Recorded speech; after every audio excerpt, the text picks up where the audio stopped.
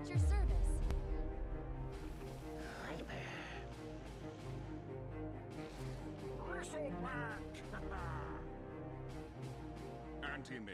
Good evening, ladies and gentlemen, boys and girls, and Dota players around the world. We are here at the LanX event out in Pretoria. I am Jabba, joined by Cyprus, and tonight's game that we're going to be casting is going to be Elite Pro Senpais versus Epoch.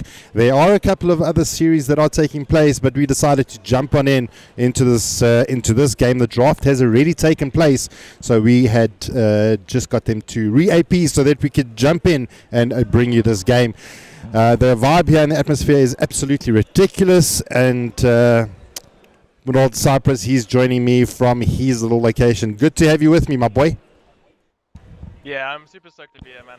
Unfortunately, I couldn't be there. Obviously, couldn't really travel down, which is a bit of a feels bad. But I'm happy that I'm still able to cast. Right, well, we didn't get the opportunity to go through the draft, the picks, the bans, but we will get the opportunity to see how this game does plan out. Quickly looking at the draft, anything that you really want to touch on before we go ahead and introduce the players? I think, like I said, I haven't really had a good opportunity to analyze both drafts. They both seem pretty solid. Yep. I know that on both sides, you've got heroes that both teams are very comfortable with, and both teams have played with a lot. So it's gonna be a good one, I think. They're both going to comfort here in this game for sure. So these are our late night stacks that generally find one another. And I think it's fair to say that they pretty much know how each other plays and how the game actually goes on between these players. To an extent, I will say that these two teams are probably less familiar with each other than the rest of the teams, because most of these teams have played each other quite a few times in the Masters division, but Elite Pro Senpais aren't in Masters. So, as far as I'm aware, there's a close competitive game between these two teams. So it will be interesting to see how they fare against each other. Right, well, the bounties have been snacked up. The TP comes bot immediately for Mr. Snoops, and does not want to go against the Viper as well as the Nyx. So as the game gets going, let's go around and just introduce our players. We got Harry the Hams playing the Viper, BEE playing the Nyx, all in the off lane. In the mid, we've got Precious Petunia playing the Elk, and in the safe lane, it is going to be here on the Bristleback. And last but not least, it is going to be EB, and this is one of the lanes that you said the Bristleback was potentially going to be laning in, was going to be in the safe lane. Yeah, their offlane player is playing it, so they're just putting it in the quote-unquote safe lane, because obviously they feel that the matchup's going to be better for them, so that's why they've done that. All right, well, we're going to carry on with the rest of the introductions. Do you want to go ahead and introduce Epoch? Yeah, okay, so on the side of Epoch, you've got Snoops playing Anti-Mage, you've got Repo playing the Oracle, sorry, I was about to call him Alex. Fearbender is playing the Windrunner in the middle, Nyx playing the Phoenix, and 225, who's standing in for them, is playing the Axe. Right, well, that sums it up. That is the team, Epoch versus Elite Pro Senpais. Do we say Senpais? Do we say Senpais? I don't know. I'm going to probably keep messing up that pronunciation anyway. I'm pretty sure it's Senpais. Senpais. Yeah, Precious Petunia is a bit of an anime fan, so it would make sense. Okay, well, there you have it. Right, so I'm gonna keep our eye on the bot in the safe lane for the side of Elite Pro, just because we've got the Bristleback here, and he loves to spit out those cool sprays. I'd want to see how Snoops actually does in terms of farm, just because Epoch is pretty much running an anti-mage in the off lane. That's pretty much what's going on here. Yeah, you pronounce his name Snoops, by the way, as in like Snoopy. Yes. So like Snoops, yeah. So if you're snooping around, so it's not Snoops, it's Snoops. Snoops. Yeah, Snoops. no, don't worry. A lot of people seem to get that wrong, but hey, at least you know now, I guess. Snoops. Well, yeah. well, there you go. There you go, Yeah. Snoops. So now we've got this matchup happening up bot here, where they've got the anti-mage typically in the off lane, not playing in the safe lane. They've obviously opted to put the Axe and the Phoenix into the safe lane. Who does this actually benefit? To be honest with you, I think it benefits. Like, it's why I think it benefits the side of Epoch, to be honest, because like I think Anti-Mage would have a harder time farming against the Viper in lane. Also, having Repo, who's playing the Oracle against the Warlock is really nice because he can purge off Shadow Word. So that constant heal coming out from the Warlock doesn't really happen, because whenever it happens, you know, he can just take it off.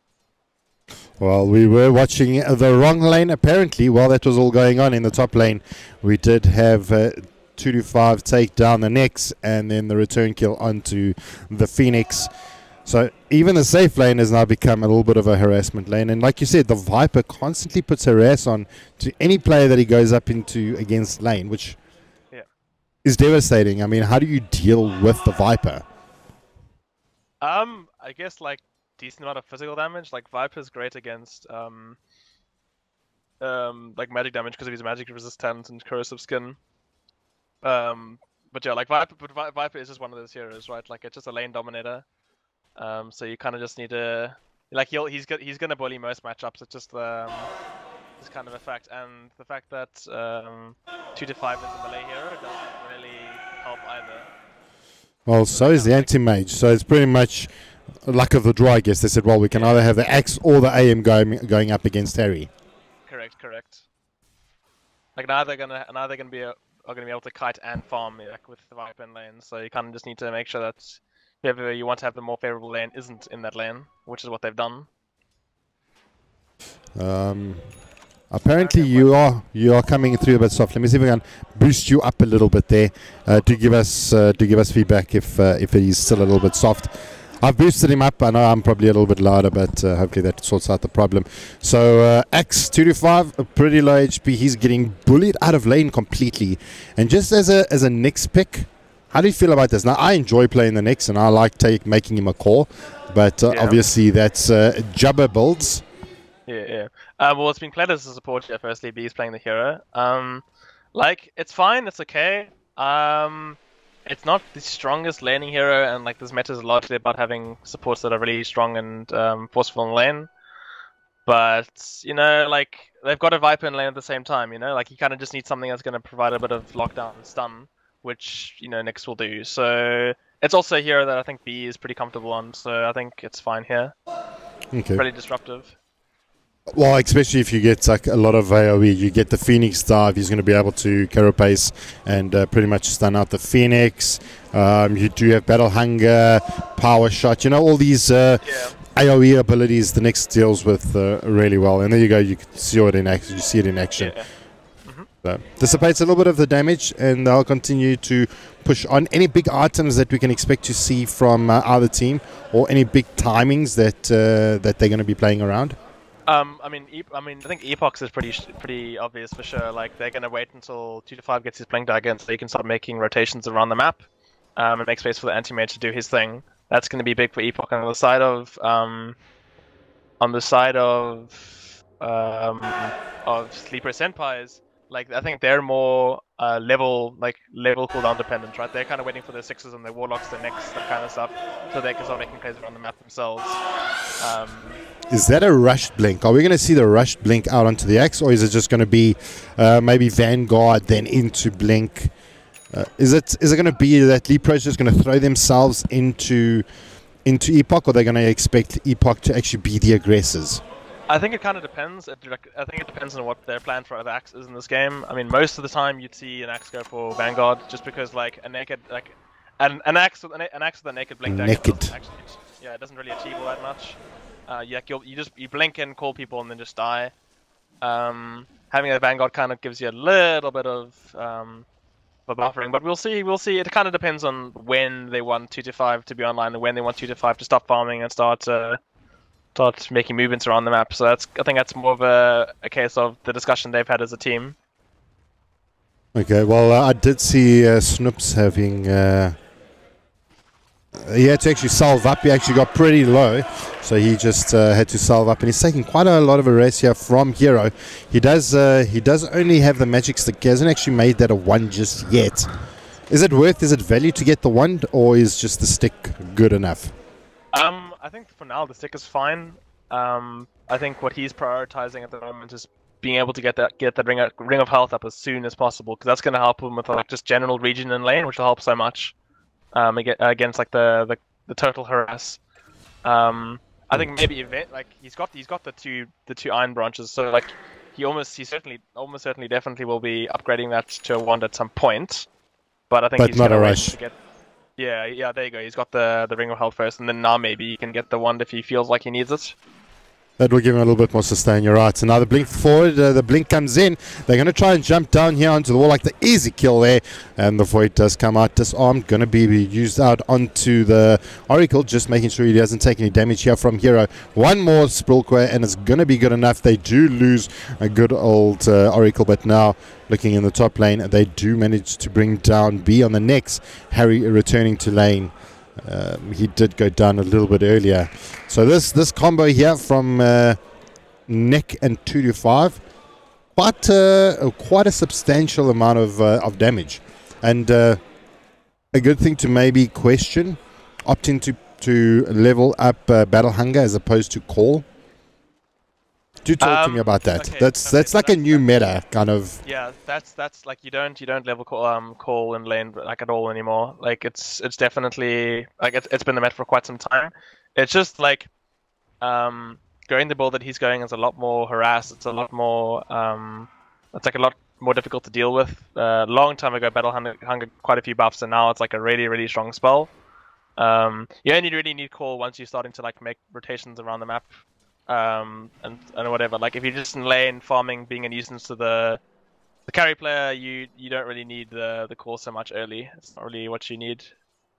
You just need to make sure that you can sustain well. Yeah. Bot lane, the Fatal Bonds does come down. A question I would have asked if I didn't see it for myself is, does Fortune's End actually debuff Fatal Bonds? And it doesn't look like it, because Snoop still does, did have Fatal Bonds on, but there comes out the Fortune Ends. The root is there, going to keep Warlock in position. Easy ult coming out from Snoops, and picks himself up another kill. Let's take a look at the top lane, as Nyx looks like he's under a bit of pressure. There comes the Carapace, gets the double stun, trying to find the safety of his Sanctuary, but there is no power, and the dunk comes in from 2 to 5, gets an easy Kobe done, and B dead again. Yeah, I don't know if you've noticed on what to answer the question from a little bit earlier, is 2 to 5 going to go Vanguard or Blink first? He's queued up his Blink, so he's going to be going Blink before he goes Vanguard. So he's going to want to make rotations around the map as soon as possible. So that's what he's. That's what he's planning to do. I think the big thing is they want to be able to lock down the anti-mage, and going Vanguard first is just going to delay the Blink. So I do agree with the fact that you go Blink first, just to make sure that he can lock down the AM. Besides, why would the excuse me, you're right. They're on the same team. They're on the same team. Okay, well, there goes all my theory crafting out the window. Thanks, Bran. Thanks. I'm not even going to talk about the kill that just went on, because I just completely daffed that up. But now, if you're going to try and rush the Blink, and AM being on the same team, obviously they're looking for mobility. I'd maybe chalk it up to that then. Both their cores kind of being mobile, jumping in and getting the damage done. Well, I guess it's because like Anti-Mage is the type of hero, like he's not like a Bloodseeker or like a fighting core that's like gonna get 1 or 2 items once to start fighting, right? AM is AM, he's gonna want to fight, like he's gonna want to farm like consistently for the first 20 or so minutes, get his Battle Fury up, Hitman, so maybe 1 item extra, and then like he's kind of happy to fight. So he needs somebody else to make space around the map and start to make plays, and that's why I think the space creator. Yeah. Okay, so Precious Virginia pops down the anti-mage, but yeah, basically my point is that you're gonna want Axe to be online making space as soon as possible, because you don't want to have two cores farming the map like for too long. Oh, Warlock does go down again. And Fearbender, level 10, being supported out here by Repo. She's level 5B, does spot out Fearbender. Gonna get Vendetted out. There comes the Carapace. But now, gonna be saved up there by Repo, keeping him alive, avoiding that damage. They do get TPs coming in from Harry. Now, Snoops jumps in, tries to find the next, but now good old Precious Petunia jumps in there, and Egg is going off in the background. Not close enough to actually right-click it down, but a nice pickup on the AM here for the side of Elite Pro. Unstable Concoction, good spell, man. A very good spell. Good and I mean, if you spell. can time it up, I mean, look, the next to the next, you need to time it up. He actually got a pretty good stun. Oh, but shall we come? Here comes the charge. Precious does see Epoch, and he's going to get stunned out right next to 225. And now the right clicks are going to come in. 225. The call does come in, almost as if 225 knew what was going on, and just kind of stood there. Yeah, I'm not so sure about that. They don't really have any detection, but like, I think maybe even 225 was because he's got his blink dagger up now. So I think he was actually waiting to gank someone who was going to come to the lane, and then Precious Petunia just appeared. Yeah, and then he kind of just backed off anyway. So he was pretty much over that. In the meantime, bot lane, they do manage to pick up the kill onto Hero. Fearbender trying to now dodge for his life. B has no mana, so Epoch. Fearbender trying to get out of there. Snoops does actually return to lane. Going to put a bit of threat on to the lane. Doesn't have his Battle Fury just yet. He's about 2k gold off of that. He does have the recipe. Now be juking in the trees. Repo trying to see if he can actually get an angle on them. But here we go. Harry the Hams rocks up and can't go anywhere. The disarm comes out trying to keep him alive. Not going to be good enough. Precious Petunia ends up stunning herself. And now it is time for Snoops to get out of there. I hope I'm pronouncing it right. I hope I'm pronouncing his name right. It's every now and again it slips, but like most of the time you're doing fine, so. Oh, thank you. Thank you. Oh, the blink comes in. Snoops is back. Okay, Hero dancing around the creeps, throwing out the Sprilkways. 225 hanging on the sidelines, maybe suspecting they're going to get some TPs coming in.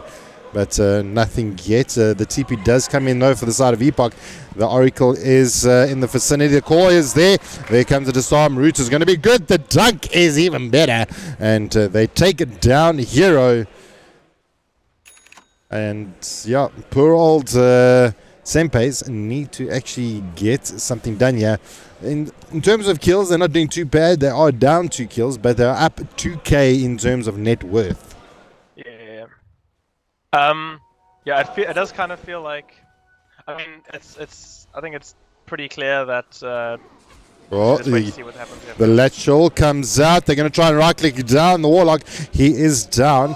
He did still have ulti up if they wanted to use it, so there's still that threat on the field. B trying to spot out his next target. He fakes out the Vendetta. There it comes. There's the call. They're going to be able to catch out B. The break is down onto AM. Can't actually get any right clicks off. He's been disarmed. But now the Unstable Concoction does find Fearbender. They're going to chase him down. Disarmed will be Hero. But now they're going to find Repo. Can't do anything about that. And a beautiful stun coming out from B. Just securing that kill. And now, before you know it, it was a 2-kill deficit. Now it's only 1. And a couple of trade kills coming in place of that. So a lot of action. We're only 16 minutes in, plus minus. And the net K is only 3k. Don't forget as well, like that, like Leaper Senpai as well, like inherently obviously have a bit of a net worth advantage because of the Alchemist. Like it's just, you know, like a lot of that is going to be on the Alchemist early because you can't really. Absolutely. Yeah, because of Grievel's Greed, right? Like, but this is very much like a fight fest at the moment, right? It's really difficult to go and farm. It feels like someone TPs to the lane and like there's already a fight happening. Like you don't really get much time to farm in this game. So, which I think benefits Leaper Senpai a little bit more. I think they're more happy to fight. But you know, Epoch, they're kind of just trading blows at the moment. Well, they do pick up another kill onto B in the side of the jungle. Just easy ult coming in. Top lanes, the pings do come in, the latch is there. They're going to find Hero. The stun does come out from Precious Petunia. It's going to be good enough. And good old Fearbender bites the dust as Hero somehow lives. Unstable Concoction getting charged up. Can he find Repo? No, he can't. Self-stun will be on the menu today, as he can find anyone else. But, yeah, I mean, we've been focusing on a lot of other heroes. I want to, for a second, dash over to Fearbender on his Wind Ranger. Okay. He's obviously trying to build up. He's got the 1 Maelstrom. It looks like he's trying to go for the Shadow Blade just to give him that mobility. Hold that thought though. There comes out the root. 225 catches out Harry the Hams. There comes the rock, and it has been dropped. 225 is going to get false promise light, keeping him alive for a little bit longer. Can he actually get healed up enough to actually keep him alive? Repo trying to do his job. Not going to be good enough. He goes down. They may actually pick up another here. Repo needs to get himself out of here. Being slowed down by Hero and the Goo. The ult comes in from Snoops. It's not going to be enough to bring down the Warlock. Blinksing gets himself the kill. And now it is going to be a 1v1 matchup. And the arrow, the power shot from Fearbender from nowhere is able to keep Snoops alive. Unbelievable. There comes the ledge. Going to find out B. Carapace going to be able to dissipate a little bit of that damage, but it's not going to be good enough as Fearbender picks up another kill. That power shot was absolutely crucial in keeping that AM alive. Yeah, for sure. To answer your question, because we would just go back to the Windrunner, if you have a little moment. Just justify why it's going to go, because usually you'd see a Windrunner go for like a Blink Dagger after Maelstrom. That's what you typically see, but I think Fearbender is opting to go for Invis for two reasons. One, because of the fact that they've already got an axe, so they've got initiation already, so they don't really need it from him. And second of all, he's probably building Shadowblade with the intention of building it into Silver's Edge afterwards, because Silver's Edge obviously really great against Bristleback, decent against Viper, because it disables passives. Absolutely. That I think that's a huge fact. Oh, but a beautiful sentry being spotted out. B actually gets the carapace off. He's trying to hide around. He's trying to juke out the Vendetta. He gets it off, but it's not going to be good enough. He's still going to bite the dust. I don't even think he got the backstab off either. So they did lose the next. They did lose the anti-mage, though, as a counter kill, to say. But they're not letting the game get out of hand. It seems for every kill they're getting a trade-off. Yeah, for sure. This is very much like the teams are just, trading blows at the moment, right? There's no, it's just a fight fest, to be honest with you. Like, people are running after each other left, right, and center. So it's still very much to play for, all incredibly even in this game. Well, we do have the charge coming up. Precious Petunia trying to find the sun. He gets in, gets called out. It's not going to be good enough. The blade mail is up. Precious Petunia decides to back off. Great. The latch is good. It catches two of them. And now AM comes in trying to clean up the back lines. Fearbender picks up that kill there on Precious Petunia. Epoch going to get the last right click down onto the Warlock. And now Harry needs to somehow get out of there. Throws down his Venom attack. Latch again. Super good. Going to be good enough to bring him down. And a triple kill going in favor of Epoch Snoops. This little lad is a stalkerish little guy because he's snooping left, right, and center. I'm telling you now, if Epoch end up winning this game, I'm going to say it was because of this moment. Like, that shackle from Fearbender was perfect. Like, lining up the air, getting the exact targets he wants in that scenario. Like, just allowing them to have the most perfect fight. It completely disabled the Bristleback. The Bristleback couldn't do anything. Bristleback couldn't do anything, and neither could the Alchemist. Both of them died in the beginning of the fight, and they've just lost the fight because of it. Yeah. I mean, could we even see the Alchemist now? Obviously, he's Alchemist, so he farms really well. But when does it get to the point where Alchemist starts saying, okay, well, let me start buying Ags for the team? Does that ever happen? I think. Yeah, I mean, of course, it does happen, right? Super late, but it's a factor of the hero. I think this game to maybe prioritize the Warlock for double golem. I would think that's maybe a little bit of a priority that they could actually afford to actually hold back one of the items just to get Warlock double golem. I would assume, to be honest with you, that the priority would be, if they're going Ag, to give it to the Nyx. I think double golem is nice and all, but I think on Nyx will be a little bit better. So you can be that little pumple, right? It can be so devastating in fights. Well, the rock does come down. Fearbender does try and latch up the Warlock. Not going to be good enough, but Axe jumps in there, gets the kill down onto the Warlock. The Golem's already been dropped, and they're going to make easy work of the rock as well. The Golem is down. So they've lost two here for the side of Elite Pro, and Epoch looking really strong. And that net worth is starting to close, even with the benefit of having Alchemist on their team. So Epoch really closing that gap really well. Yeah, I think one thing I need to that needs to be pointed out is Snoops I think Snoops is playing this game incredibly well. You often don't see, especially with an anti-mage, it can be really difficult to, be in the early parts of the game. be able to judge when you can be with the team and when you should be with the team. And I think he's judged those situations incredibly well this game. You know, he's got come into like a lot of criticism of late, with you know not leaving the safe lane to and farming. But I think you know this he's playing like a man. He needs with something to prove. You know, and he's playing really well. I think. All right, and also to say like, right, well, we're not going to just make this a farming fest. We're going to get involved. We're gonna kill people, and that's exactly what he's doing. So, okay, that's while all that was happening, Precious Petunia basically 1v1 Fearbender and took Fearbender to task. So, good old Wind Ranger is down. That's going to open up the Rosh Pit here for the boys at Lepro, and potentially they can get away with it, but it doesn't look like it. Epoch, they're going to respond in like. They're going to jump into the pits. The Aegis does get taken out by Alchemist, so he does manage to get it, but it is going to be a massacre of kills as they lose the Axe, they lose the Bristleback, and now they do lose the Oracle behind that as well. Precious Petunia trying to look for more, but Fearbender, he's now rocked up to the party. He is Shadow Bladed up. He's trying to see if he can find himself a little target here. And no, Alchemist is gone. Oh, no, he's not. He's not. Fearbender with a cheeky hand. That is so tragic. Oh, Precious Petunia. Feels bad. Why was he around this, though? But here comes the vengeance. Precious Petunia is charging up. Stun not going to catch anything. The egg is down. No one to actually stop it. They're working away at it, and the egg is down. They managed to kill it off. Beautiful double concoction coming out, catching out both of them. They lose the Nyx as well. Precious Petunia, he's going to try and get away. Fearbender, super low HP, but going to be kept alive here by Repo.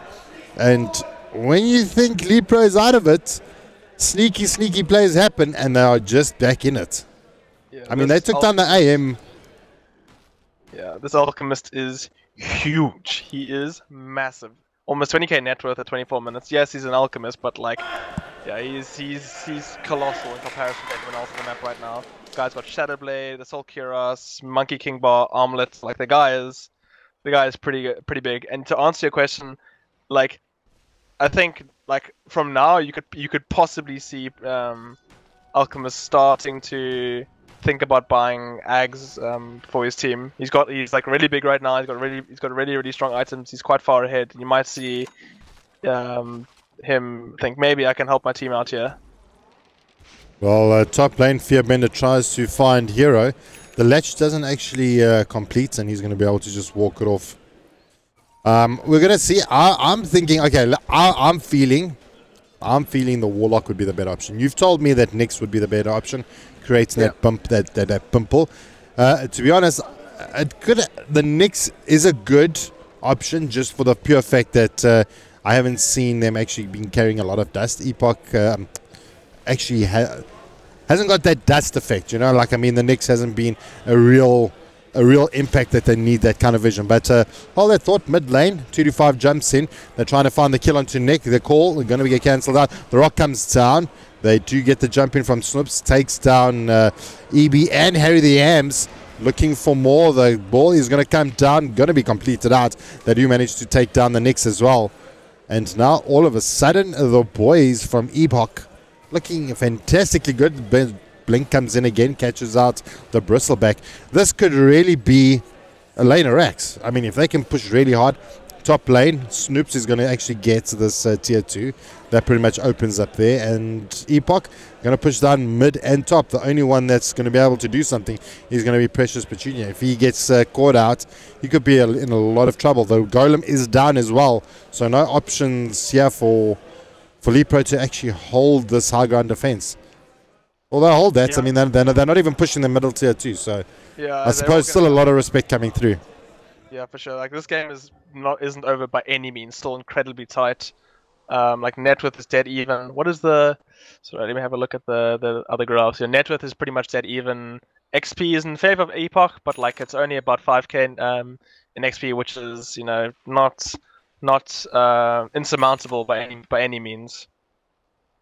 Okay, so now let's talk about items. What are our next big items we're going to see popping up here? Let's have a look. I haven't. Oh, we know Alex is going for his Ags next. He's got that queued up, and he's very close to picking it up. Point boost is the only item left remaining to finish that off. Okay, we won't see that for a while. Phoenix is going for the Shiva's Guard. Lincoln's just been complete. Okay, now answer this one quickly before you continue. Snoops decides to actually go for the Lincolns as opposed to the Ags on Anti-Mage. But the jump comes in, they're going to find B. The Nyx does go down. So a sneaking little Nyx assassin does get punished for trying to go into the other side of the woods. But yeah, Snoop's not going for the Ags and rather Lincolns. I prefer Lincoln generally on Anti-Mage personally. I think the stats are a little bit nicer for him, and in addition you get a bit of regen, and it's like basically the same thing. It's like very similar, right? I think, yeah. But it's the Lotus Orb, you know. It's that Lotus Orb effect that you actually get. Yeah, I don't know. Like, okay, I'm not much of a carry player, but my point is, I don't play Anti-Mage all that often. But I don't know, like I can see why he's gone for the Lincolns here. That's just my point, I guess. Right, well, it looks like here comes the defense of the Ancients. Tier 2 under threat. The TP comes in from Harry. He's coming in. The blink forward comes from 2 to 5. Snoop's trying to work on Warlock in the background. Doesn't have ult, but the ult comes out here from Harry the Hams. Trying to find the kill there onto the Oracle. Does manage to get it. Now, Precious Petunia does take down the AM. EB surviving. And now Snoop's going to get taken to book, even with the Lincolns being brought down. And now it is time for the boys of Epoch to get out of there. Their core is down. The Oracle is down. And they just feel like they don't have enough in the tank to actually take this fight. The Golem is up. And correction, it looks like they're making a U-turn. And they're deciding to get involved once again. Yeah, I think they sense that Precious Petunia has left, so now that's a good opportunity for them to try and find something. Epoch's big issue this game is being able to deal with that Alchemist. The Alchemist is massive. He's like playing his own game at the moment. He's like on his own different level. So right now they're just trying to like find as many fights as possible where they don't have to deal with him like with the whole team. Either like deal with him by himself or deal with the other four without the Alchemist. Because it just feels like if Lead Pro have the Alchemist and the team, like, he just destroys. I mean, look at that. That is ridiculous. 4 hits. Yeah. 4 hits. Wow, that is scary. I mean, what does Epoch do now? I mean, is this still a big enough threat? Oh, and the call just missing out that TP out. So now there's a big threat in the fact that the Alchemist is absolutely shrekking the individuals of Epoch. How does Epoch respond? It's just like you can't let the Alchemist get the jump on you. Like you have to make sure that you're constantly in a position where A, you've got vision of him, and B, if you want to make an engagement, that you're jumping the Alchemist, not Alchemist jumping you. Like if Alchemist jumps whoever he wants to jump, like that guy is like almost guaranteed gonna die, right? Like it's so difficult to stop. I mean, they have the Oracle, I guess. If the Oracle's near, he can save whoever. But it's so difficult. Like, yeah, Alchemist might even just kill Anti-Mage. Like, if Alchemist catches Anti-Mage or whatever, like, it's super difficult for Anti-Mage to survive that. Because he kills you before you even get, like, out of the stun. I would almost say that it's... I mean, to confirm the kill in AM is maybe change one of those items and get a silence or a root or something like that to actually keep the AM locked down. I mean, to be honest with you, I don't even think that would be necessary just because of the fact that, like, all of Alchemist's damage is physical damage. It's not like it's going to be negated by Anti-Mage's passive, and you've seen what he's done to Windrun already. I'm saying more of the Anti-Mage escaping because he can fight, and then all of a sudden blinks away, and then Alchemist almost expended everything on trying to bring down the AM, but he just blinks away. Yeah, I guess. I mean, yeah. I mean, like, he could get it, but I guess like maybe like replace the armament with something. I guess like maybe replace the armament with like a Bloodthorn or something. But then again, like Anti-Mage has already got Manta, so that's not going to help too much, I guess. Well, they spot out 2-5. He's going to be fighting under all of that nonsense, but Fearbender does that shot BBE. The egg does come down. Alchemist jumps onto Fearbender, takes him to book. Is it going to be enough for Harry to bring him down, the egg down as well? And he's managing to do that now as well. And the last to survive will be Reaper in the bot lane. The last person from Epoch to survive will be Snoops on the AM. And he's just going to get himself out of there. And the boys from Lead Pro are looking mighty strong, playing off the strength of the Alchemist, doing really, really well. Yeah, for sure. I mean, like, for example, look at like a lot of other scores, right? Like Warlock's 0 for 10, and like, well, at least the two like Warlock's 0 for 10, Bristleback is 2 for 8, and the next Assassin's 2 for 10, right? Like those are looking quite grim, but then. Like, and it doesn't feel that way because just of how like far ahead this alchemist is. Like, this alchemist is just like carrying everyone else on his back. That's how it feels. Wow. He's massive. Oh, look at that. You see what he did there? Yeah, he cancelled TP. But he went inverse, so it made it look like he went out. Oh, sneaky, sneaky. The waited too long. That was really cool. Like, if that's what he was thinking, like, the thought process behind it was very smart. Wow, okay. Alright, I can get behind that kind of thinking. I thought he was actually just trying to, like, disappear so he actually doesn't get attacked. Yeah, we were sleeping out, right? 2-5. The ulti does come out from the Alchemist. They do lose Hero. The chase is on. Snoops jumping forward, Dust gets blown out. They're not going to be able to. Yeah, not going to be chasing down the Alk. Managing to just be out of range of that. That good old Dust Repo trying to back up the AM. Right, Mr. Cypress, we are 34 minutes in. 26-33 in terms of kills. 2K in net worth advantage in favor of Elite Pro. Where do we go from here? I mean, this is now bordering onto late game. Now, generally, late game, AM starts to just accelerate. Yeah. So, okay, so this game, like, you can look at Alchemist's items, right? Like, you can build a few more items, but he's getting to the point where he's starting to cap out, right? Like, he's almost 6-slotted. He's not going to get that much stronger, right? So, what do you call it, flaw of Alchemist is that you get your like max strength really early, and then like what do you call it? You don't really accelerate much from there. So like basically from this point onwards, I'll wait for this to be done. Oh, there comes the fight in the rush pit. Going to be really good. 2-5 misses the dunk. The root does come out. The ulti does come out from Soups, bringing down B. Harry the Hams also goes down. Aegis is down on the deck. Precious Petunia is going to try and carry on right-clicking, but Epoch is looking mighty strong. Warlock drops down the golem.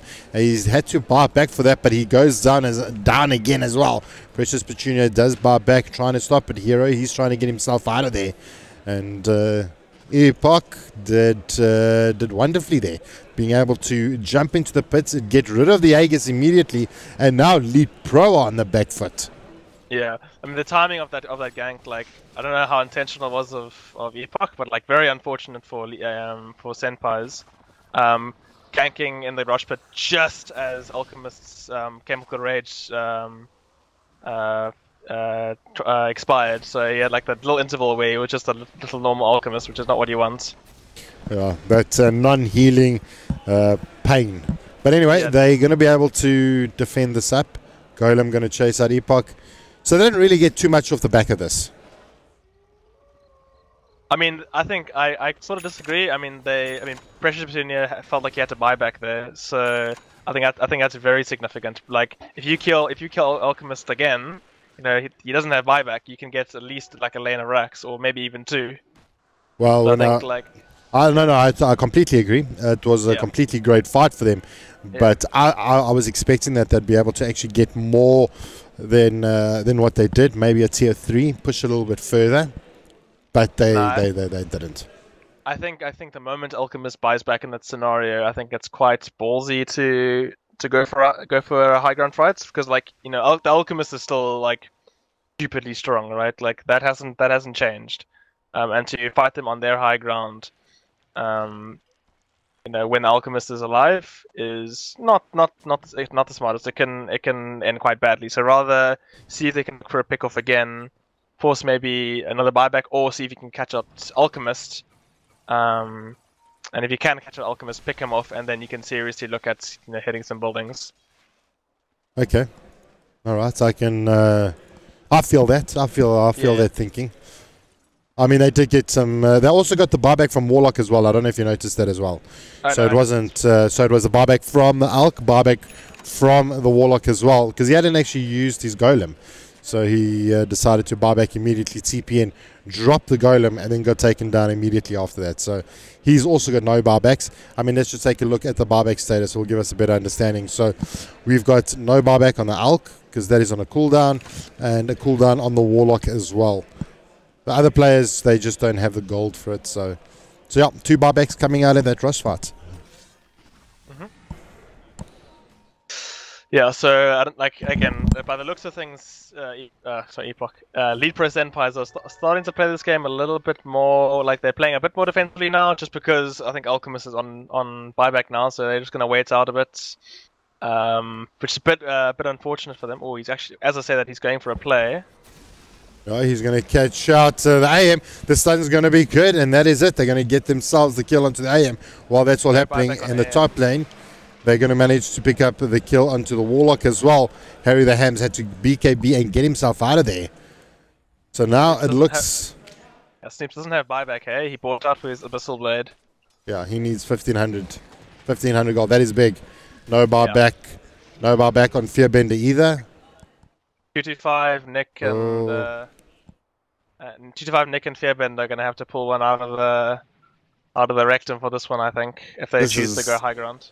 This is big. This is big go time here for. Oh yeah, for Leap Pro. I mean, this is. I assume they don't know that Anti-Mage doesn't have buyback, because it's not like it's on cooldown, right? So obviously didn't check his items, didn't check that he's got a really big item now. Because that's how you can tell whether or not a player has buyback or not. Like, see if they all of a sudden have a big item. Because if they got a big item, it's a relatively safe assumption that the player doesn't have buyback at 39 minutes. Fair enough. Absolutely fair enough. Although I do see players that just kind of farm until they've got enough for their item and buyback. I mean, those are very cautious players. Yeah, for sure. But my point is, in a situation like that, if you've seen that, it's definitely worth a look, Or at least try and force the buyback as well on top of that, you know? Exactly. Even if they don't know that he hasn't got buyback, force the buyback. It's also, I guess, they're still in a position. Okay, what's happening here? Oh, the smoke is going to be able to be paid off. They're going to find out some of the players here. The egg does come down. Precious Petunia trying to right-click down the egg. Is it going to be good enough? It is not going to be good enough. One more right-click, but the Abyssal Blade is going to be there. It's going to be able to be enough to bring down Precious Petunia. Now Hero in a lot of pressure. He needs to try and get out of there. And the call has been to retreat, because even Harry the Hams on the Viper is trying to get out of there. And Fearbender almost going down. Going to get healed up here by Reaper as well. And before you know it, 2 down here for the side of Leap Pro, as all the players from the side of Epoch are still standing. And now it looks like it's maybe their turn to be knocking on tier 3s. This is what I was talking about. Alchemist doesn't have buyback for minutes and a half, and the difference is that Epoch knows this. So now they're going to go for, I'm pretty sure, full force and see how much they can get out of this. At least force the buyback. At least force the buyback from Bristleback. Yeah. Even then, I think if Bristleback buys back, they're not too scared. They're all up. Alchemist isn't there. Alchemist is almost all of their literally. Alchemist is their net worth. It's half of their net worth. Literally, I'm not even joking. He's literally half of their entire net worth in the team. Snoops, he's going to be jumping under the tier 3. Going to get disarmed out. 2-5 jumps in. Finds the call down onto Harry. Harry gets the BKB off. And now Fearbender trying to find the kill onto Harry. Does focus fire up. Snoops jumping deep.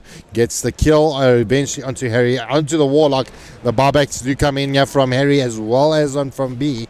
And now they're going to try and defend out this tier 3. B tries to get the stun off. Focus out the Oracle. Tier 3 almost about to go down. Epoch Snoops is not caring as he gets right-clicked down by Harry as he finishes off the tier 3. No No shits were given. As the egg now does eventually come down, Snoops jumps forward, finding the kill on Harry. This could be a buyback if they're able to pick up the kill, but no, the egg is going to be able to keep good old Harry in place, and that is it. It's going to be enough to bring him down. 3 down for the side of Lead Pro, 3 down for the side of Epoch.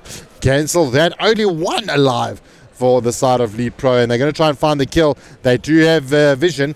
They're going to try and find him out, but the Alchemist comes alive, and now he's going to be there to be able to hold out that Rex.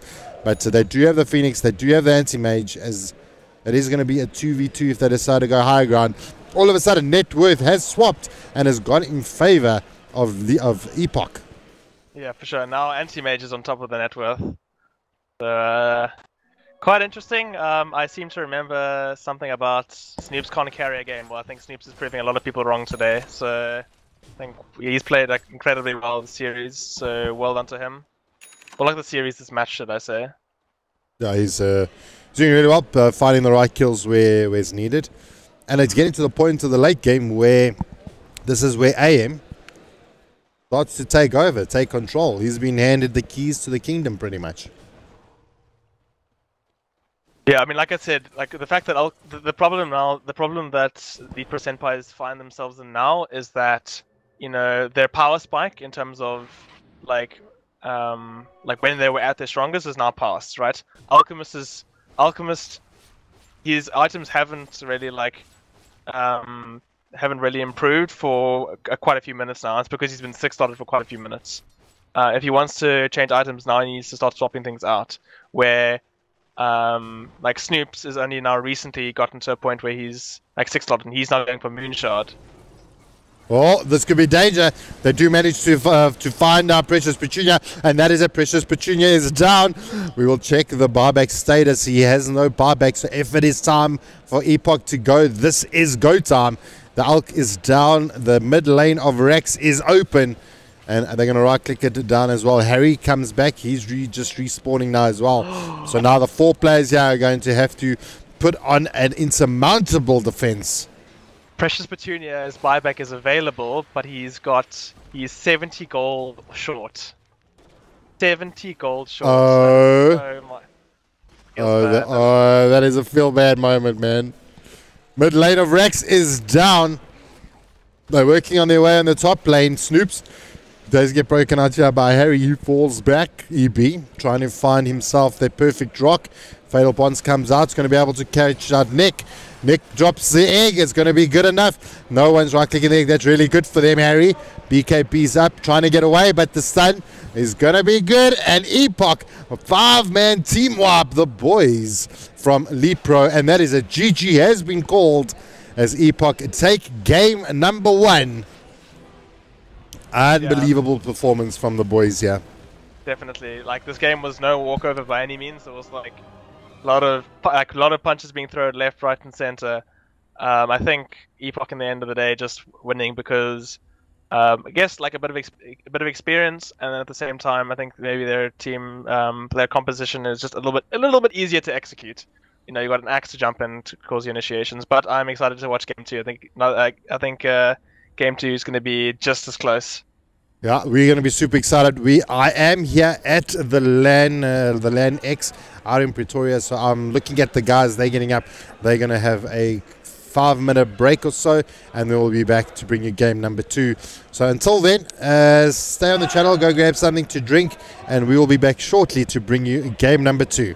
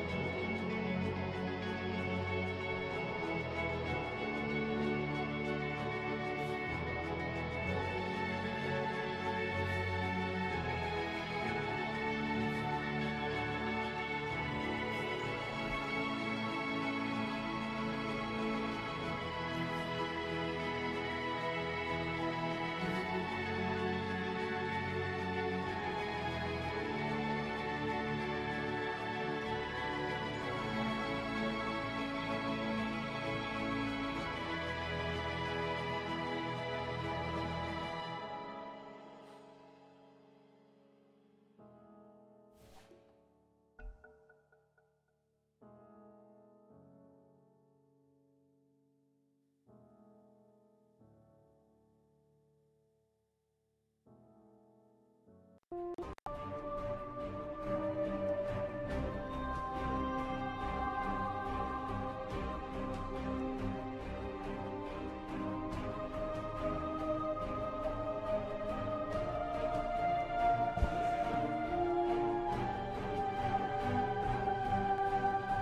someone couldn't connect.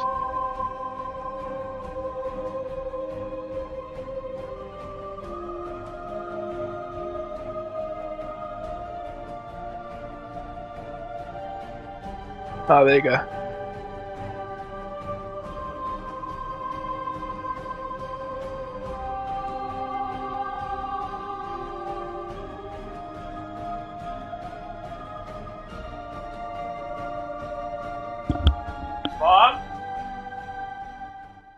Good evening, ladies and gentlemen, boys and girls, and Dota players around the world. We are back, game number 2 at the LanX Dota 2 Ballistix Masters Gaming, and it is going to be Epoch versus Elite Pro Senpais going at it again. It is game 2, Epoch managing to take game 1 off Elite Pro.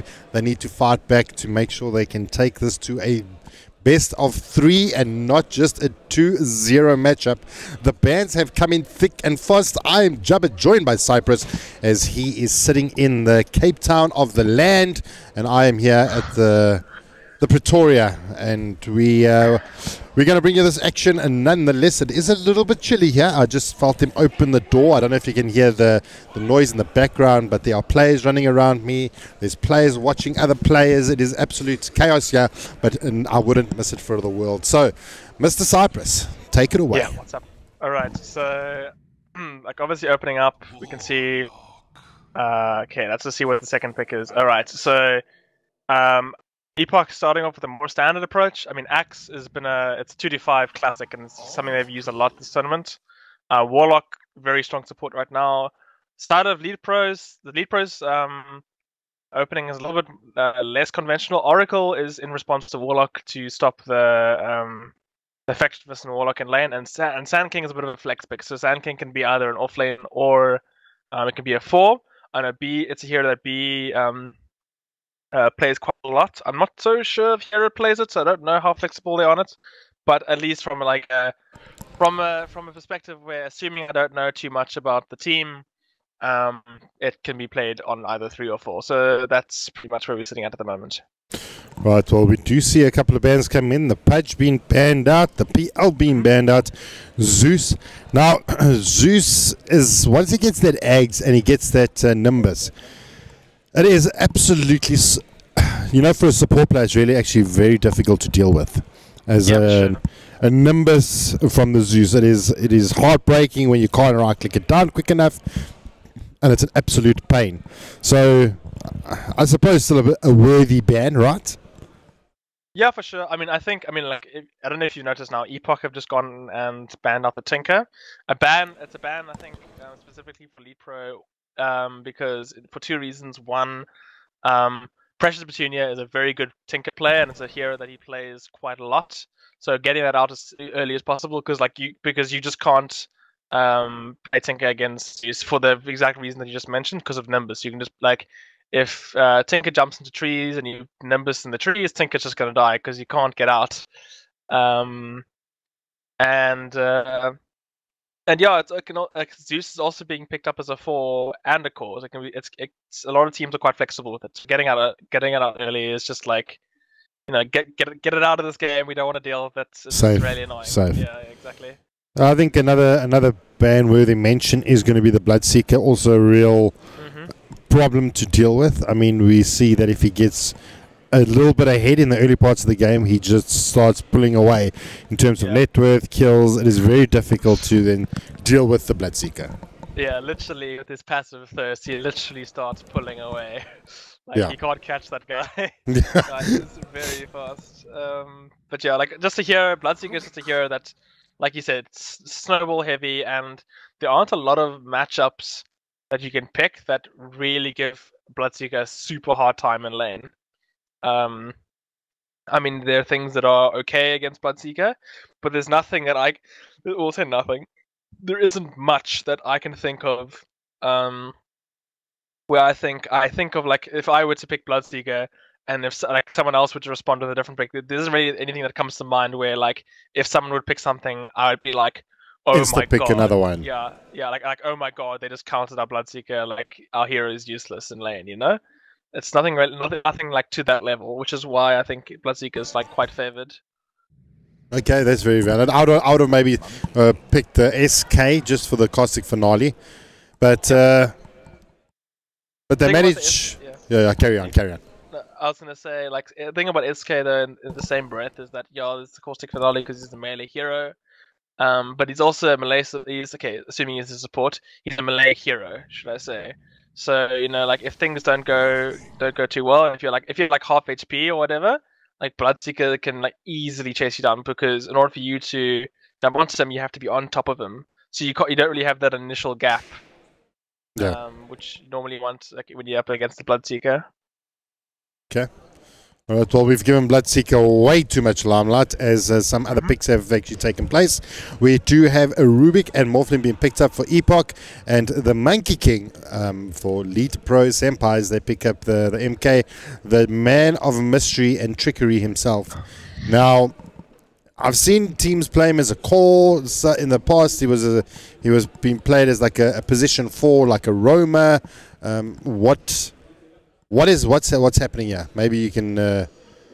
Okay, so you could still pick it as a support, but I'm pretty like assuming like Tan King were to go offlane or whatever. But I'm pretty confident that Monkey King is gonna be a safe lane hero, just because you generally pick Monkey King against a hero like an Axe because it's something that deals well against melee matchups. It's something with a lot of physical damage. It's got good sustain in lane. It's like one of the heroes which, in my opinion, is pretty good against stacks in lane.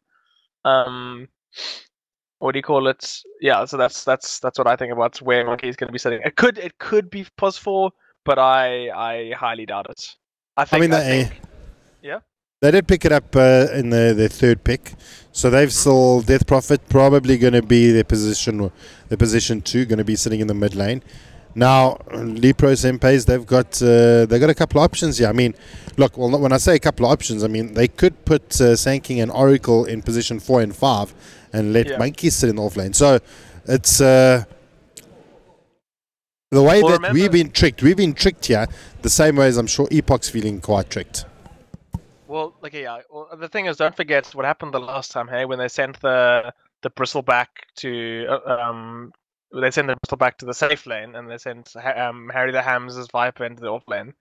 They could do that as well. They could be, I mean, I think it's like for certain. I think it's definitely certain that they're looking for either an off lane hero or a safe lane hero. So it's gonna be interesting to see who plays Monkey King. If it's gonna be Harry the Hams or Hero. I personally haven't seen much of. I haven't seen Calvin play Monkey King. I think Calvin Harry the Hams. I haven't seen him play Monkey King quite a lot. So I wouldn't be surprised if they pick a hero from now, or like other than Monkey King. But yeah, like we said, like they could be going like a 3-core lineup and not have a traditional offlane hero, if that makes sense. Okay, that would really keep things interesting. Yeah, for sure. But yeah, we'll see what they decide to do. Epoch, at least for me, like it's pretty cut and staple who's playing what. It's going to be a Reaper's going to be playing the Warlock. 225 will be playing the Axe. Rubik will be played by Nick. Snoop's definitely playing the Morphling. It's one of his signature heroes. That guy can whip it out on that hero. And then they're waiting to last pick the mid lane for Fearbender, so you get the best matchup possible. What would be the best mid here for Epoch? Storm, or are we looking for an SF? What would be good up against the DP, assuming that she is going to go mid? Against the DP, you don't really want to be going too many melee heroes. You want something that's going to be able to keep its distance. I'm going to say burst, but the thing is that like there aren't really a lot of typical options you normally play against DP. Like in this scenario, heroes I would have normally wanted to go for would be like Lina, Zeus is decent. Anything with a decent amount of burst. That's how you deal with Death Prophet. You just burst it down very quickly, because that's what its weakness is. And there aren't too many of those options left. So we'll just have to. Wait. Tinker's out, Zeus is out. Lina's out. All right, well, Void. Like That's definitely a Harry the Hams void. They've been playing it a lot this tournament. So yeah, it looks like Hero will be playing the Monkey against Harry the Hams will be playing void. So like I said, like a 3-core lineup. Look, I mean, if all else fails, you have like a 3-core lineup and it goes to late game, you're looking pretty good. For Epoch, if it goes late game, they are going to struggle quite a bit. Although they do have a lot they have a lot of like AoE, but if they can survive the initial combo that comes out from Epoch, they'll look really good. I mean, if you get X 3-man X call into Fatal Bonds, into Golem, into Wave, you know, it's really big. And they close out their draft with the Wind Ranger. Fearbender did really well in the previous game. Why not? Yeah, it's a hero that he does really well, and also pretty good this game. Like it's pretty decent. It's pretty good against like Void. For example, if you can wind run just before he chronos, right? Like he's gonna miss like all of his hit and chrono. It's like a bit of a interesting thing. It's quite nice against Monkey King. However, Monkey King's Bounder Strike has true strike, so you can't dodge that even if you're wind running. What do you call it? So, but otherwise, you know, it's you know, Monkey King is wanting to trade hits with you with physical attacks. So if that is on cooldown, if he hasn't used that, then it's very easy to trade hits with him. So, and also another reason is that has burst damage, which deals nicely with Death Prophet, and it's very mobile, which two things that Death Prophet struggles to deal with. So pretty good pick. And on top of that, you know, we know Fearbender plays it really well. So there's that option as well. Yeah. So, I mean, that's pretty much going to be the draft. Looking at the draft without taking the teams into consideration, which is the stronger draft? Oof. In your opinion, not looking at the players, not looking at anyone, just looking at the draft. Who won the draft? I think Epoch, because and the reason is it feels like they need less to come online. Like it feels like Sand King needs Blink Dagger. You know, Void's gonna want a few items before he starts fighting. You know, Monkey King can't just start crushing people until he's got an item or two. Whereas inside of Epoch, you know, once Axe got Blink Dagger, they can, you know, pretty much go ham. You know, they're not as dependent. I like that. Harry goes ham. Yeah. Well, let's get ready to rumble. Game number 2. It is going to be Epoch versus Lead Pro Senpais. Epoch up one game, and they need to win one more game to send the boys from Lead Pro into the lower brackets. If I do recall, that is the way the tournament is working. If there is an elimination, they will be playing into the losers bracket. Is that correct? Yeah, so the winner of this will go. Sorry, my brother distracted me for a quick second. My brother. Anyway, no, yeah. So winner of this will continue in the winners bracket, and loser will drop down to the losers bracket. Right. So they're not out of the tournament. They're just going to get relegated into the lower bracket. Well, correct. All right. So they do have a chance, but the winner bracket obviously going to be the easiest run to get themselves to the final, and a lot less games being played. So obviously the winners bracket is where you want to be, because I think lowest bracket is a single elim, is it not? Single game elim. You always want to be in winners bracket, because whenever you're in winners bracket, you always know you've got a game cushion. You know, you lose a game in losers bracket and you're out. Yeah. So it's always nice to stay in the winners bracket, of course. Always. It's always good to be in the winners bracket. But a little bit of a tussle coming up in the top. We're going to use a little bit of a telekinesis. We have done the introductions of the teams already in game 1, so we will skip it for game 2, as it is. It's already getting fasty. It's already getting fasty, you know. It appears. Oh no, never mind. I was going to say it was looking like. Oh, but I have a very important question for you. Yes, what's up? What was the outcome of Wimbledon? For those of you that is just watching, for those of you that are watching, we actually have a South African playing in Wimbledon that beat Roger Federer, one of the 8-time Wimbledon champions, and one of our South African guys actually won the game against him, and he's moved on. So, what was the outcome? So Kevin Anderson won, so he's going to the final. Well, that's it, boys. A South African tennis player in the finals of Wimbledon. That is awesome. Yeah, for sure. The game went on for like 6 hours and 40 minutes or something. Like the last set like went to like I think it was like 26-24 or something ridiculous. It was a lot of tennis, but we're not here to talk about tennis. We're here to talk about dirt. No, we're not, but we are sportsmen Yeah, for sure. that support SA sports, and that's the only reason why we would allow it here. But anyway, enough of that. Like you said, we are playing some Dota here. It looks like a little bit more of a conventional lane now here. We do have Void and the Sand King in the safe lane. Bot lane looks pretty traditional as well. Here we're going to be playing the Monkey King with up against the Morphling and the Warlock. Now, what do they need to do to actually shut down this Morphling? Because if they don't stun lock him, he's going to just be able to continuously strength morph or edgy morph. It's going to be difficult to actually pick up that kill. If I'm honest with you, I don't know if there's too much really. That's, I mean, like, I don't think there's too much that that the side of Libra Senpais. I don't think there's too much this dual lane can really do to put the Morphling under like a terrible amount of pressure. Like you can trade farm with them, sure, but like I don't know. Like it's I feel like a mistake would have to come out of Snoops for him to be in a position where he could actually die. If that makes sense. Yeah, it's like almost he's going to basically kill himself. I mean, that's the way I see it. Yeah, exactly. Like he's got all the tools to make sure that he's constantly in a safe position. He's got a Warlock with him. Yeah, there's the what do you call it? Yes, there's the Oracle who can purge up all of the Warlock stuff. But you know, like with all that in mind, you know, like I don't think it'll be really difficult to kill the Morphling lane. You might annoy him a bit, and you might you know, disrupt his farm and get a little bit of farm for yourself. But I don't think there's going to be. I'd be surprised if there's a lot of killing. I'd be surprised if Lead Pro managed to kill the Morphling a lot this lane. The other way around, I can definitely see happening though. Yeah, no, that I agree with you. The kill potential for Epoch is a lot greater than Lead Pro. Yeah, for sure. A little bit of a support rumble here in the bot lane. EB going up against the Warlock, just trying to show dominance. This is my hood. I own it. There come those tips, baby. There come those BM tips. Oh, and there you have it. Axe drawing first blood. 2-5 taking B to the cleaners as Epoch get themselves onto the board.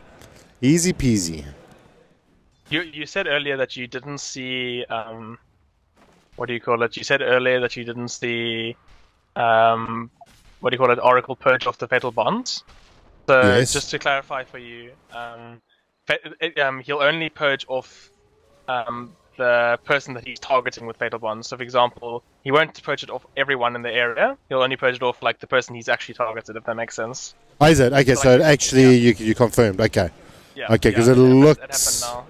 Okay, because in the previous game it looked like he actually tried to purge one of the heroes from the previous game, and it didn't look like it actually purged it off. So, well, that's you have to target the person that you intentionally wanting to purge. You won't just purge everyone that the spell absolutely hits. okay. Fair enough. Absolutely. B though taking quite a bit of a rest here from the battle hunger is going to be forced away from this tower. Harry comes back to the lane. Just trying to protect out this tower. B going to try and find Nick. They're trying to pick up the ruin. Does have 5 seconds to go until the bounty ruin does appear. Sentry is down. Nick going to try and see if he can pick it up. He's not going to be able to get stunned out. 2-5 going to come in and try and harass B, and it's not going to happen. The return bounty though for Nick will get picked up. Bot lane Repo picking up the one bounty run. Who picked up the other one? And then it's going to be Snoops. Snoops got the other one. Okay, so pretty much 2 apiece. Yeah, exactly. I was just gonna comment now. Like it feels like Epoch are definitely a lot happy with how these lanes have turned out. Bot lane seems to be going pretty well for them. I mean, they're getting farm on the monkey for sure, but like the axe is definitely putting the Void under way more pressure, right? I think they're definitely winning more lanes. Oh wow, no call. Okay, so the battle hunger does come out. That would have been a dead Void if he had call. Yeah, for sure. But the thing is, right, is that like, and it's something that I often explain to a couple of people. Like, your job in the offlane isn't necessarily to like your primary job is to disrupt the carry's farm. It isn't to necessarily kill them, right? It's you're winning, like, and it's to an extent. Often it's more worth to keep The hero alive. alive and on low HP, so he can't farm, rather than killing him. He goes back to base and he can just TP back with full HP. Yeah. So like, yeah, so that's the kind of situation. Like, basically, you don't want him to come online. That's the objective. If you kill him, you might get a bit of gold, but it means he comes back with like a bit more regen, full HP, and then it's like a battle again. Well, So, we did miss quite a big kill in the mid lane. Precious Petunia actually picking up the kill onto Fearbender. That was quite a significant kill as well, considering that Fearbender in the previous game did really well. EB though in the back lines does going to get stunned out here. Well, rooted by the Oracle. The Sand King not following through with it. Only Fearbender here in the mid. 3 for the side of Lead Pro. No rotations coming in yet. The TP does come in. Precious Petunia TPing top. Can they find a kill? Yeah, the Axe does get stunned out. B gonna try and retreat. Nick trying to see if he can maybe get the telekinesis off. Okay, well, that was a whole bunch of excitement for nothing. Nothing is happening. Oh, quite a big dive though. Yeah, bit of a trade of kills. That's the I guess that's the one thing about Oracle against what do you call it? Morphling. Like if you can't full edge on Morph, if he uses Purifying Flames on you, you're gonna. That's a lot of damage. It's a lot of burst damage. Yeah, that is actually true. It's something that I never saw. It makes Purifying Flames a whole lot more scarier. Yeah, exactly. But like I said, I mean, to be honest with you, the only reason he died there is because he kind of went a bit ham there. He dove the tower and kind of paid the price for it, I guess. But like I said, first blood in this lane specifically goes to the way of morphing. It just feels like, like I said earlier, Epoch definitely have the advantage in terms of being able to actually get the kill in lane and being more dominant. Yeah. No, absolutely. I mean, the lane dominance is definitely on the side of Epoch. I mean, even all their lanes are pretty much doing really well, except they did pick up a kill on Fearbend in the mid lane. So other than that, the two side lanes doing really well for the side of Epoch. Hero almost getting called out there. Oh, another fake. Another fake. No, I'm joking. They now actually decided to put or bring Hero to the top lane. The TP does come in. Harry in the back lines. Nick gonna get caught out. The telekinesis is there. 2 to 5. Can he get the call off? No, but there's go to. What? What is that damage? Yep, that's a monkey. What is that damage? He was half HP.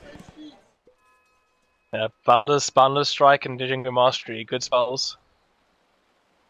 What? Suffering Succotash is all I can pretty much say. That was huge. Like, I did not expect that to actually happen. Oh, that was crazy. Well, okay, so they pick up the kill onto good old Ruby the Rubik, managing to pick that up. Hero jumping forward quite aggressively, trying to see if he can actually pick up the axe, and no, not going to be quick enough, and he's going to get away pretty chill, pretty easily. Mid lane. I'm quite surprised. I mentioned earlier in the draft that the reason you'd pick Monkey King usually is to put him up against the axe. And I'm actually kind of surprised, I guess, that they didn't do that in the end. I mean, yeah, he got a bit of farm, but it just felt like, yeah, you could have won a lane a little bit harder if you put a Monkey King in a lane up that he's like definitely more dominant in, I guess, and then sack the void a bit. But I don't know, like, I guess I'm sure they have their. Look, you see? Oh my gosh, that is. Sorry to interrupt you, but did you see what happened to Snoops? No, I wasn't. I was too busy talking about random stuff, I guess. So now Snoops got caught out in the bubble. The bubble, morphing to Edgy. So do you know what that happens there? He's got no HP, and then Purifying Flames comes in. One Crypt Swarm coming in from Precious Petunia, and pops like a balloon. Yeah. That was absolutely devastating to Snoops. Shame, man. Yo, that was super unfortunate. Just bad timing on his part. Void is actually one of those here. Void used to be incredibly good against. Sorry. Void. Let me say again. Void used to be incredibly bad against Morphling, but back when Morphling used to be able to morph switch while he was stunned, because he used to be able to morph. That was Kalani. Anyway, as I was saying, just after he gets a. Oh wow! Two of them crashed. Give me a sec quickly. Some big crashes coming through, so I'll keep you entertained while we do have a couple of the guys that have disappeared from us. We are here at the LanX LAN out here in Pretoria. A lot of gaming happening this evening. Pizza boxes, energy drinks, fans supporting their teams, and it is quite a sight to see. If you are in the area or if you're available, do come down. Maybe tomorrow, come around, see your team, come support them. I'm sitting maybe about roughly 3 meters away from Epoch, and maybe 10 meters away from the side of Lead Pro. But we are back, and the game has resumed. Epoch 225 going to be healed up by his teammate Repo. And I did see one of the players getting brought down a little bit earlier. It was Snoops, B getting taken to task. Yeah, for sure. So before that happened, I was just gonna say, it's an interesting point is that like the Void Morphling matchup is quite interesting. How it's like turned head very quickly. Traditionally, Void always used to be pretty bad against Morphling because Morphling used to be able to morph in Chrono.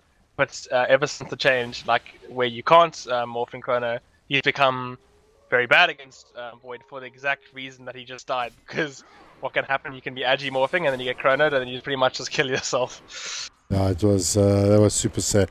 I'm still not over the fact that the Monkey King basically killed Nick on half HP. Still not over that fact. But now, poor old DB gets caught out here from the side of Epoch. That was unfortunate, and it looks like we have got another crash coming out here for the boys at Lepro. They are suffering this side. I can't actually see what's going on because they've got banners up to prevent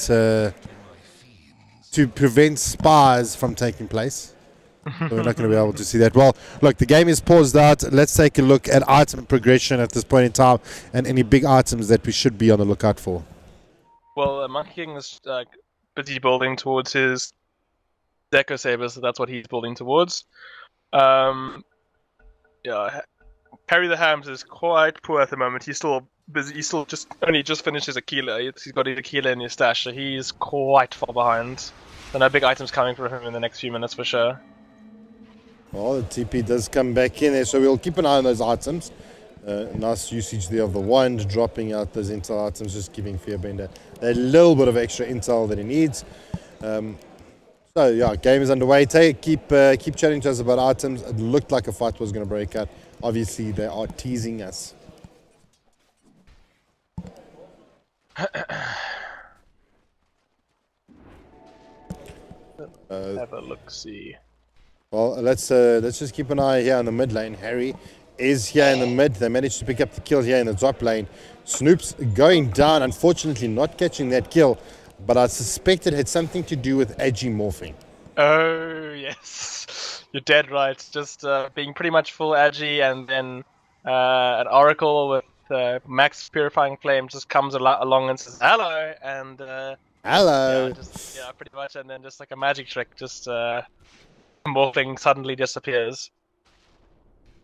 Yeah, it looks like... so we spoke about it a little bit earlier, that like the kill potential from the side of Lead Pro on the Morphling was pretty low, but it just seems like they finding these like opportunistic moments to actually take down the Morph. But here comes the bubble in the mid lane.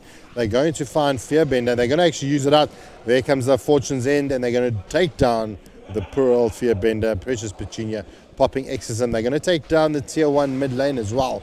No reaction coming in from Epoch just yet, as they may look to try and take down this top tier 2 tower. tier 1 tower. Hero just trying to do what he can to slow things down. The charge is going to be led out here by B and EB. The pings do come in here from the X.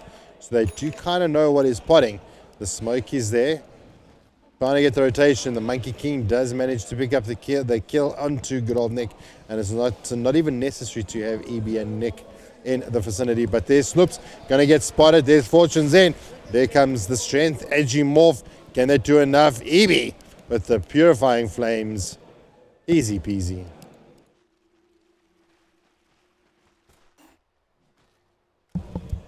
Is my boy Cypress still around? I'm here. Sorry, I'm here. I'm just watching, man. I'm just trying to like notice a couple things. It feels like definitely at the moment. What do you call it? Lead percent-wise of the upper hand just seem to be getting a lot more done around the map and kind of playing more on their terms. Yeah, and I guess that has to do with the fact that the two biggest heroes on the map by quite some margin are two heroes from Lead Pro Senpai. So I guess they have the luxury of being able to play at their own terms and at their own pace. Well, the off-lane Monkey actually seems to be doing really well. I mean, he's second in terms of net worth, led by Precious Petunia on the Death Prophet. Then X has got is third on the list, then followed by Fearbender, and then fifth is going to be the Void. So our safe lane Void and our safe lane Morphling are both having the equal amount of problems, if I can put it to you that way. Yeah, like clearly farming. Like I thought that Snoops was having a much better time in lane. At least that's how it looked. Clearly, I guess I was. I don't know. I don't even know if it was the lane that was the problem. I think just he's been caught out one too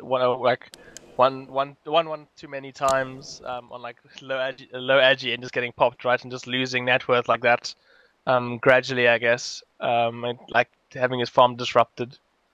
Ooh, a bit of a question mark going out, trying to find out what's going on. Seems like the boys at Lead Pro Senpais are having quite a few technical issues. Well, we are here. I can't manage to see what the problem is. The pause is still there. Maybe. Okay. Well, we'll see if we can get some feedback on what is exactly happening. But until then, we just sit here and we will bring you the action.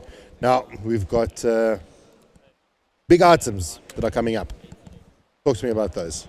Let's have a look to see. Harry's struggling. I mean, he's not even close to finishing up whatever he wants to do with the Blade of Alcarity. Okay. No, he's okay. No, so what he wants to do, he's building up an Ags, right? So Harry the Hams is playing Void, like definitely utility this game. So it seems like he's going straight Ags, which means he's resigned to the fact that cool, he's not going to be the main damage dealer this game. His job is to get those chronos, those chronos out as much as possible, and to let your DP and your Monkey King do the damage, right? Which is fair enough, right? Monkey King and DP don't need your help with damage. So I think that's quite a smart idea. So in that breath, to be honest with you, I don't think it's too much of a problem that he is low on net worth, because he's not really playing your position 1 role, your carry role this game. He is playing more of an offlane role, like an offlane Void, in terms of his itemization. Okay, fair enough. So that's actually not too bad. But on the side of Snoops, like Snoops is a morphling. There's only one way you can like morphling is your pos 1, whether you like it or not. So it's more important that that Snoops starts catching up a bit, I guess. Well, he's got a little while until he can actually start getting involved. I mean, he's still got quite a while to go until he picks up his Dragon Lance. It looks like he wants to then pick up his Lincolns after that. He may even try to finish out the full Hurricane Park on top of that. So Hurricane Park into Lincolns, and he's only halfway to finishing off his Dragon Lance. Yeah, exactly. So he's got quite a bit of farming he needs to do. The one thing about that I guess he has to his advantage is that it's kind of a double-edged sword. Like Lead Pro Senpai says that their draft puts in a lot of early pressure with the DP ult, etc. But at the same time, they're also very cooldown dependent. They've got big cooldowns they have to worry about with the chrono and with DP ulti. So like, Morphling will get these intervals where he has a decent amount of space to farm up. So it's all about getting as much farm as possible in those intervals as possible, and whether or not he can get that in time.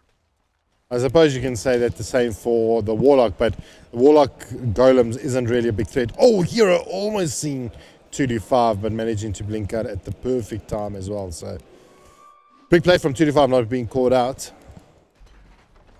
Yeah, for sure. But like you said with the Warlock thing, I definitely think...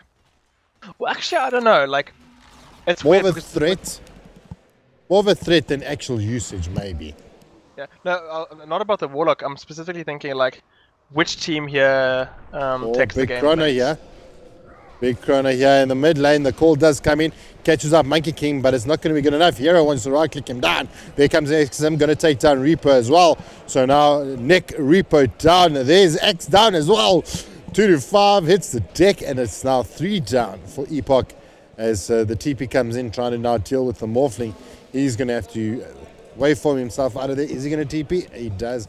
He gets out of there trying to defend. Only Fearbender as well as Snoop's going to try and defend out what they can. Tier 3, Tier 2 under a huge amount of pressure. Exism does actually time out. So they may look at disappearing after this Tier 2 tower has been taken. The silence is going to be good. But there's the Golem. Catches out too, but Jules immediately used out onto DP. Snoop's going to be able to get the bounded strike off, and it is going to be a kill down onto the Death Prophet. They're going to pick up another kill onto the Oracle, and definitely questions must be asked is why did they not get out sooner? Yeah, for sure. Now it's Epoch's turn to push. You know, they know that Chrono and DPLT are down for quite some time. They might even go for tier 2s just because knowing that, and in fact it looks like they are. But now they're going to put on the pressure, knowing that, you know, Lead Pro don't really want to fight right now. All of their spells are on cooldown. Not only that, they still got the Golem, and yeah, exactly. The Golem hurts. Oh yeah, big time. So always nice to have a nice big little guy, big old Golem whacking a tower to start up your siege. Absolutely, and Epoch's really happy with that. As soon as that gets taken, they fall back, and they are pretty happy with that. But the blink comes in from the axe. They pick off the kill onto Hero, and Epoch making an exit kill down onto the Monkey King. Yeah, and a nice tip coming out from Snoops. He's saying, well done for feeding us. Yeah, I think Lead Pro just need to, like, you know, keep their heads here. Like, they still have a bit of a lead. You know, they still, I think, have the advantage in terms of being able to make, like, I really think that Epoch can't fight Lead Pro at all if they've got Chrono and DPLT up. So they need to like be very mindful of that and only really fight them on their own terms. I think if they do that, they're still very much in a commanding position. It's all about just making sure that you're fighting on your own terms for Lead Pro this game, as like obvious I guess as that sounds. Well, I mean, with you being Lead Pro, you want to engage when you have your ultis. When Epoch doesn't have their ultis, the time you want to fight. So, saying that, this is actually the opportunity where they should be fighting. Warlock ult is done, and all the ultis up for the side of Lead Pro is actually available. This should be go time for Lead Pro. Yeah, Sand King has also just got his blink daggers. That's also a big timing for them.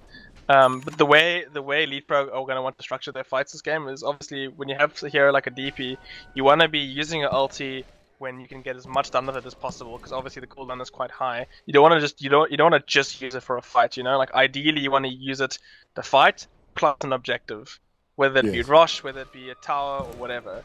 So, yeah, absolutely agree. Yeah. So top may be the next portal call. We do have Precious Petunia sitting in the bot lane. Does have a TP, BKB up on her as well now.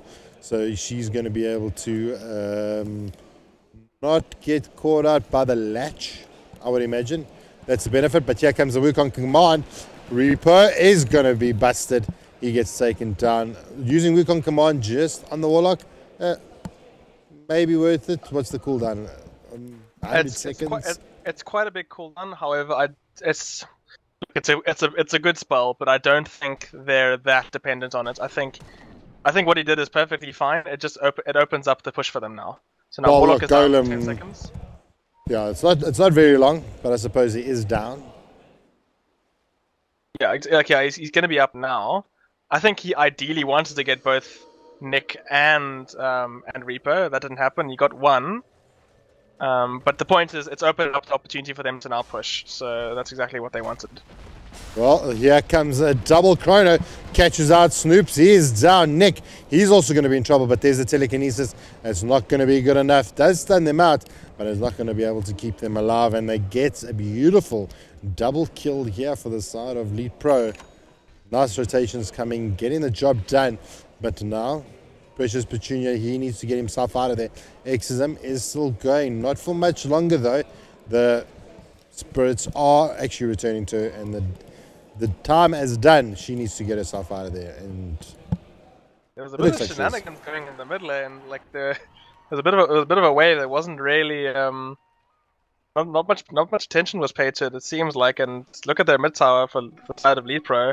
A lot of chip damage has been done to that just from like creeps and carties and stuff. Oh wow! Just dropping the ball slightly, I would imagine. Yeah, it's just like, I mean, EB was there at the end, but there was a lot of picking going on. So I think, I mean, I didn't even notice it. So I suspect that they were caught off guard by that as well. I don't know if someone was there like pushing in the tower, if it was like Axe or something. But yeah, I thought it just kind of, I think it just pushed it passively. I could be wrong though. I just didn't see anything. Yeah, okay, we'll try and keep an eye on that in future, especially if it becomes an option. I mean, I casted a game last week sometime where we had a base race. Now, I don't know when last you've watched the game where it came down to a base race, but it came down to a base race. It was probably one of the most exciting 5 minutes of my life watching that game. Watching these two teams. I called the base race before the team even knew they were in a base race. So it was really interesting to watch. But they have smoked up here for the side of Epoch, trying to see if they can find a pick-off. And EB, he's going to be the first one to potentially be spotted out. There is the ward. They do spot out 2 to 5.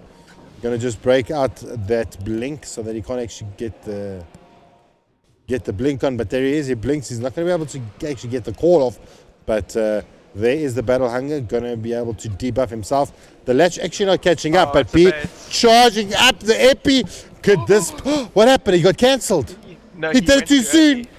Oh my gosh, premature from the SK.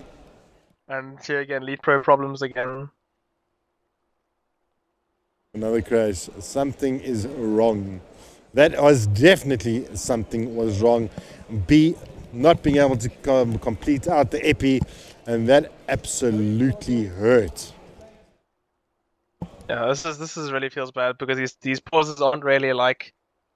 These really often these pauses are happening at really awkward times, but you know, like unfortunately, I feel like even kind of I'm not too sure what's going on here. I think it sounds like technical issues just with the PCs, by the sounds of things, nothing to do with the connection. We're all on pretty much on the same network, so yeah, I would imagine it's more PC issues. PCs, yeah. But shame, like, you know, unfortunately, technical issues is but I guess that's the nice thing about LAN. You know, people are a lot more understanding on LAN when it comes to these things. Well, there comes the rock. The Exism is out. Pause happens again. Death Prophet DCs. And that is... Wow. Oh, that is hurtful. Reaper's still alive. That's the good news. He's got like no HP, but he's still alive. Gets the rock down. False promise being used out. Snoop's trying to see if he can actually find the kill. The golem gonna try and right click down EB. EB's pretty much dead. Repo's pretty much dead. Nick, he's trying to get himself out of there. Wow, okay. Well, that's all happening. Harry's trying to close the gap. He does have his eggs up now as well. So he's going to be having... the cooldown now on Bubble is 60 seconds. So we're going to have Bubble... They can literally fight every 60 seconds.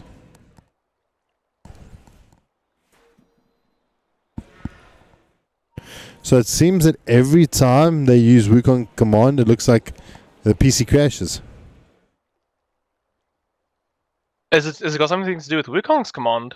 I don't know. I don't know. It was just something that was said in the chat, and it looks like that may be causing a couple of issues. I don't know. Super interesting, but we'll keep you updated. We're going to go nowhere. But there it is. There's the 2 deaths as promised by a Jabba. In the meantime, Nick picks up the bonus strike, and the spirits clean him out. 4-staff, baby. That's when you need a 4-staff, just to get out of there. And Snoops, he's not been spotted out. He has a strength morphed out, so he's going to be able to be pretty safe. And things are going to be okay for him.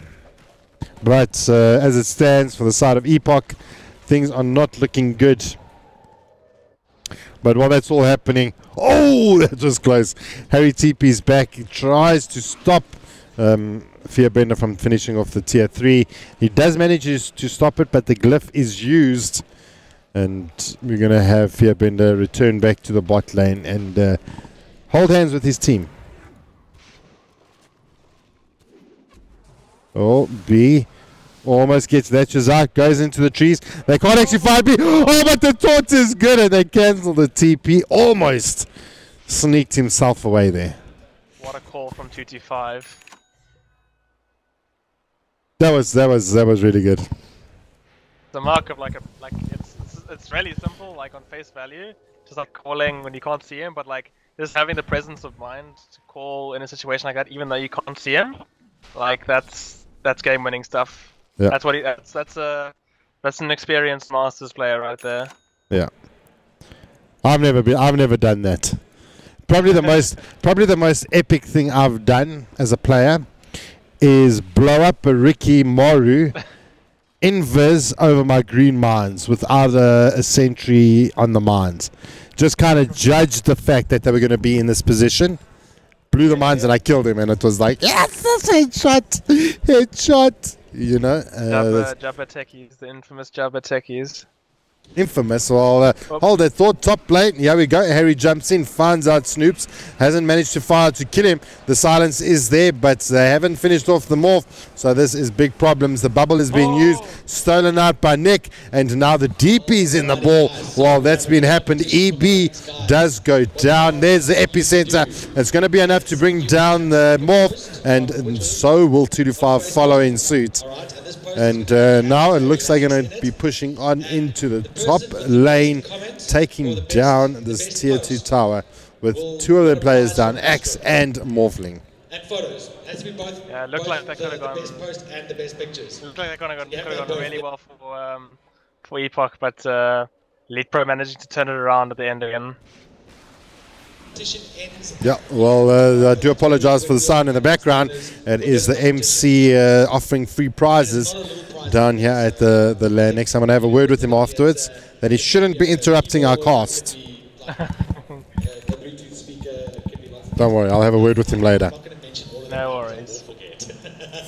I for minutes actually I thought it was our game being played on like a big screen or something. I thought it was our cast, so I started listening like, wait, is that me or something? Yeah, no, that's what you sound like though. No, I'm joking. Yeah. No, I'm joking. So they'll probably put they haven't got the screen up, they haven't got the game up, but potentially Sunday for the finals I'll actually have it up.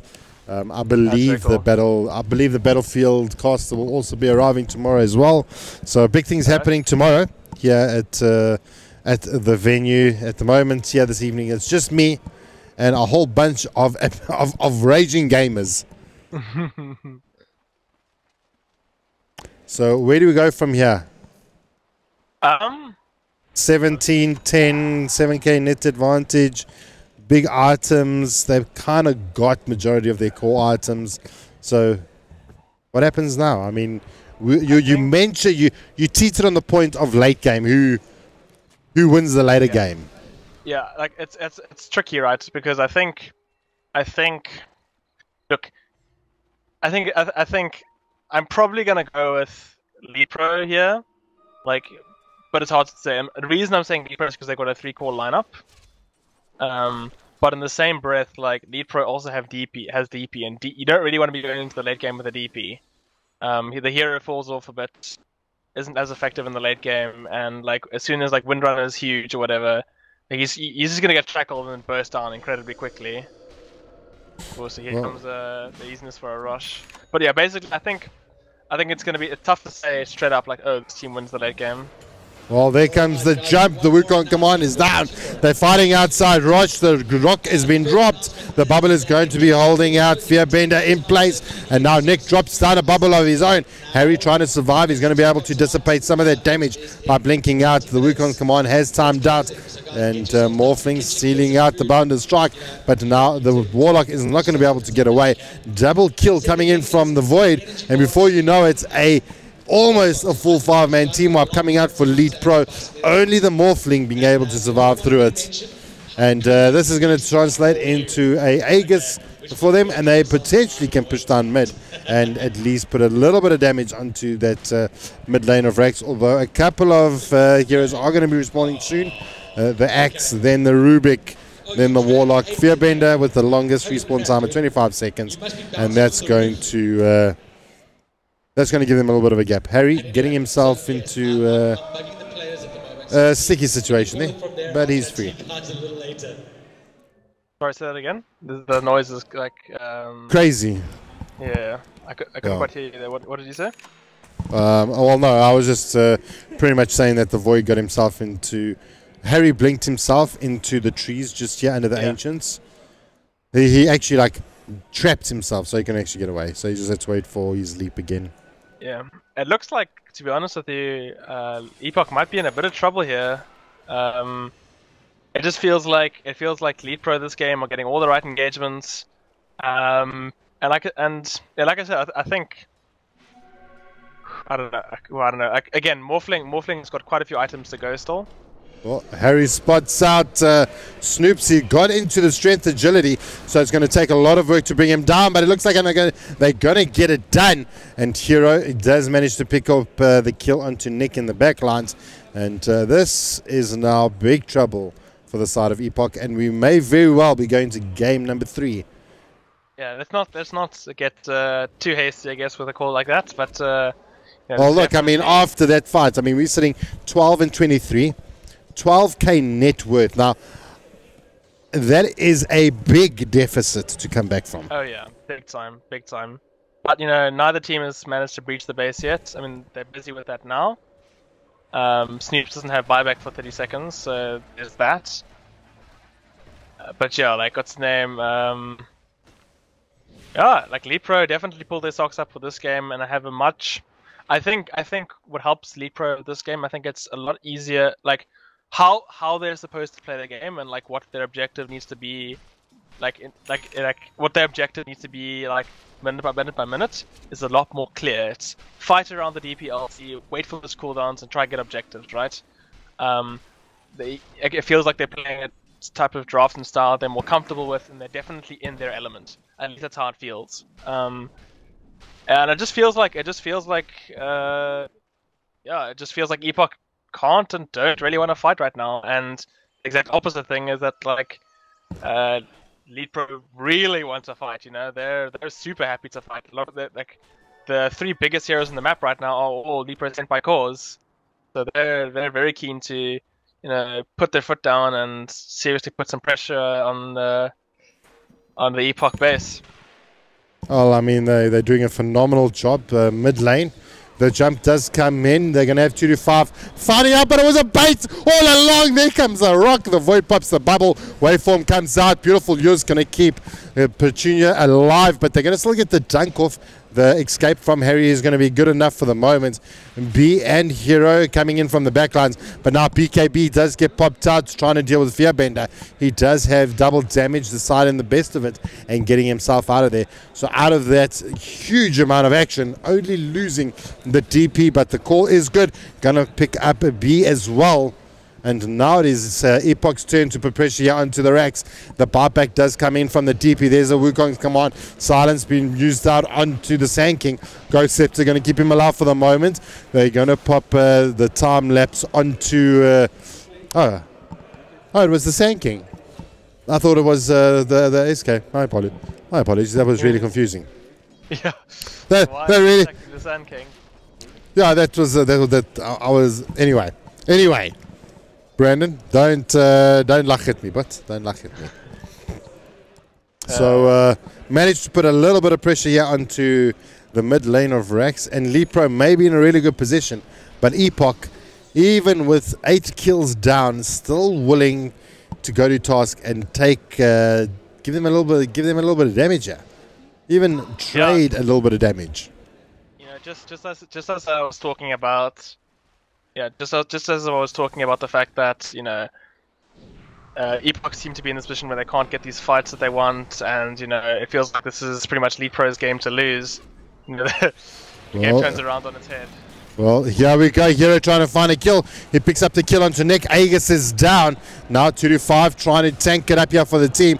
B jumps in, gets the stun off Harry the Hams. Aegis is down. The call's going to be there. And Death Prophet trying to get herself out of there has actually ghost stepped it up. They do lose the axe now. Their front liner, their tank is down. So all 5 alive for Lead Pro. 2 down here for the side of Epoch. And it may be enough to hold up a defense, as Fearbender looked like he wanted to get a little bit frisky, but then pulled back. Yeah, and this game is definitely, I mean, it's 34 minutes in, and it just feels like still one of those games where it's just teams throwing punches at each other, right? Like, these two teams aren't wanting to give up an inch. You can definitely tell. It feels like Lead Pro are fighting for their lives in this game. They don't want to go down to the low bracket, and Epoch want to wrap this game up. So still quite an intense and tight match. I'm pretty glad that we chose this game to cast tonight. Yeah, it was pretty much our option, and we felt this would have been the more exciting one, or at least the more equally matched one. And I think it lived up to that expectation that we had.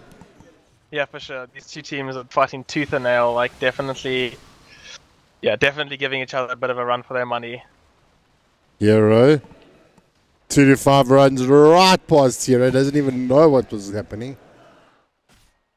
Hero, like I said, at that point where you say, like, will I really not get seen if I am on top of the tree? Well, my friend, you weren't seen, so yes, your hiding skills are phenomenal.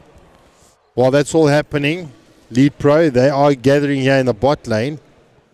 Hero TP'd back, just making sure he can push out mid. In the top lane, we do have Snoops and 2-5. It looks like they're going to TP back and get ready for this defense here in the bot lane.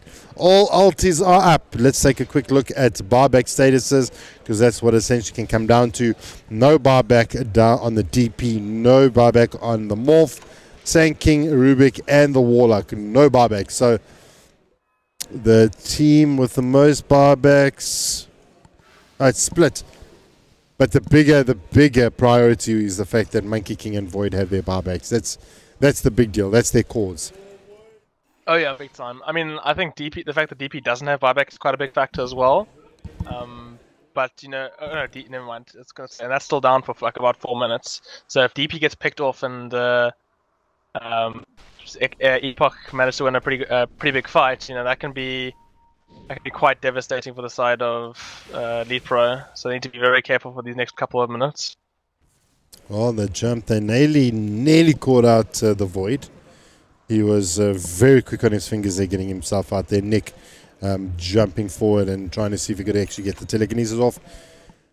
And his quick fingers actually kept him alive, and potentially his team alive. But now Harry, he's leading the charge. He's got 3. Oh, he almost had 3. Okay, he missed the Morphling, but he gets the Void. Now comes in the TP. Precious Petunia cleans him out, and now the stun comes in. 2 down, and Harry almost catching out 3. Snoops, he's going to be able to retreat out of there. And it may look now as the boys from Lead Pro may go ahead and push down mid, as 2 of them are actually pushing down top as well. Snoops, he needs to get himself out of there. There's the TP. Precious Petunia, does he actually? No. Okay, he wanted to just get an item from the shop, it looked like. I think they're going to go for tier 2 top in the end. I don't know if they'll be able to get... yeah, they're going for tier 2 top. They're not going to be able to get tier 3, unfortunately. Largely because Precious Petunia had to pop the LT quite early, so now they're already at the tier 2 and it's already expired. But this is really good here for Lead Pro. Hero on the trees, just lining it up if they decide to go in.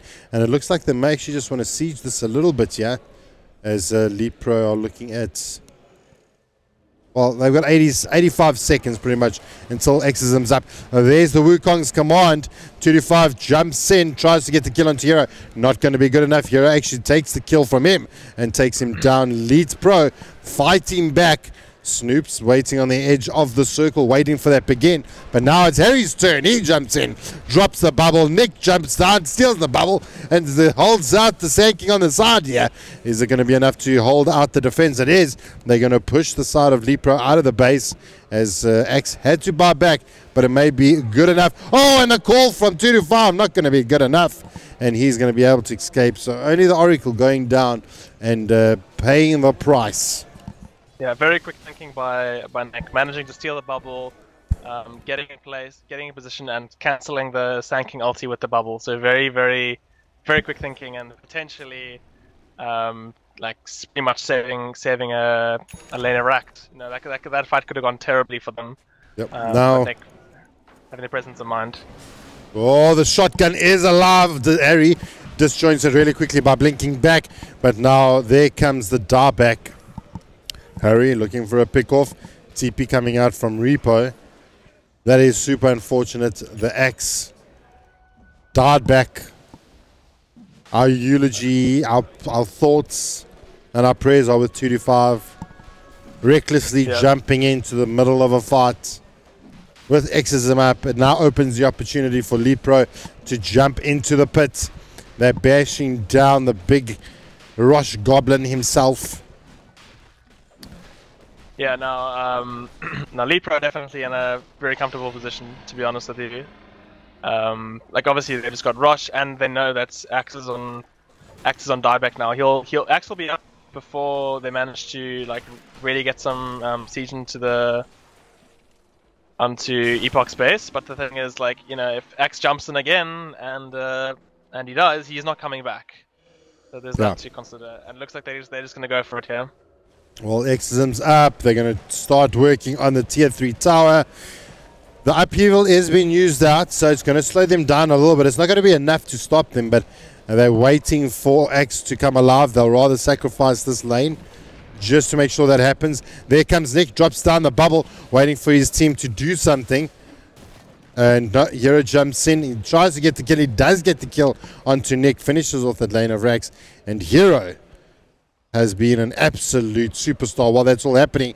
Fearbender and the Morphling up to their tricks as they're trying to make something happen here while the rest of the team defends. Now 225 gets the call off onto Hero. He has been false promised up. Is it going to be enough to actually bring him down? He'll be keeping him alive. There comes the Wukong's command, and Snoops needs to right click him down, and they do lose the Oracle. There's the shotgun coming out from Snoops. It's not going to be enough, but now Hero does get the kill down onto Fearbender. Snoops going 1v1. They're going to use out the Epi. There's the blade mail from the axe, but now Warlock is going to bite the dust as Hero punches him out, and Lepro got 4 alive, 3 down for the side of Epoch. As Fearbender had to buy back, the Lincolns popped out for Morphling. Morphling now the SK. The Spirit Siphon coming out. They do lose B at the moment. Hero, he gets telekinesis out. Precious Pacino throws down the Crypt Sprawl. There's the Bounder Strike. Right click, and there you have it. We lose Repo as well. Nick trying to see if he can maybe do something. Slow this push down here from Lead Pro as much as they can. Harry making his way to the bottom lane of Rex. This Monkey King is going full man mode. Like I don't know how he's managed to survive. It looked like he was, you know, condemned to death earlier when he got saved with the Oracle. I thought he was dead for sure, but managing to survive that and still alive, you know, taking people down with him at the same time. So there's no buyback on the Warlock, no buyback on the Windrunner. Oh wow! Oh wow, that was huge! Oh, that was huge! Bubble wasted. Aegis down on the deck. Oh my gosh! Snoops. Link, dagger, Morphling. That is huge. Dissipates the damage from all the damage from the team by just using the time lapse up. Snoops is chasing on through, tries to catch out the TP, but the Oracle is there. There's the call. The Exorcism doing its work. Harry trying to dissipate the damage. Nick four-staffs himself away. They're trying to look for more. Another good blink coming out here from the team of Epoch. Precious Petunia, very low HP. He's trying to get out of it. There's the blink. He's trying to find the big prize target. The shotgun coming out. 2-5 gets the call. That is a huge call. And that could very well be the death of Lead Pro. The lines come down the center as they want to charge them through. The tiers 3s are open. Everyone does have buyback, but if that call was massive. Yeah. Rule number 1, don't give 2-5x, dude. Like that guy, he wins your games with that hero. Jesus creepers. Alright, and they spot out B. He's going to try and get out of there. There's the Yules. Going to keep him controlled out for the moment. Bow strikes there. The taunt is going to make him run back to 2-5. There's the stun from Snoops, and that is it. All 5 down, but the barbacks come in. Oracle disconnects for the moment. So, I thought we were done with this. Oh, well, hang on. I'm going to just relax in my chair. My brain can't take what just happened. Just let me relax. I feel like whenever we start assuming, whenever I think we just assume, right? Whenever Lead Pro's got this, Epoch just come back and then they manage to turn the game on its head. Have you never heard of the caster's curse? Yeah, I feel like I should just stop talking and let the game happen. I feel like there's too much of an influence on this game or something because it's just getting crazy. It's been a crazy game. It's been up and down, and now with I just want to take a look at the net worth, because the net worth was 20k in Epoch's in Lead Pro. All of a sudden it changed around, but here we go. Harry jumps in. Shackle holds out Harry. Repo stays alive, but he's still going to go down. Oh no! Repo survives! Harry a little bit quick to jump out there. There comes the rock. It's down. Harry the Hams gets dropped, and that is it. The Void is out. He's going to watch his team fight for 99 seconds.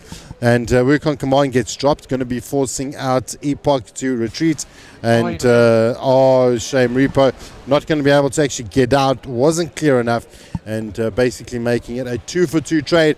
The buyback did come in from the Death Prophet. So Epoch really happy with that. Only losing the Warlock and the Axe. I think that is huge.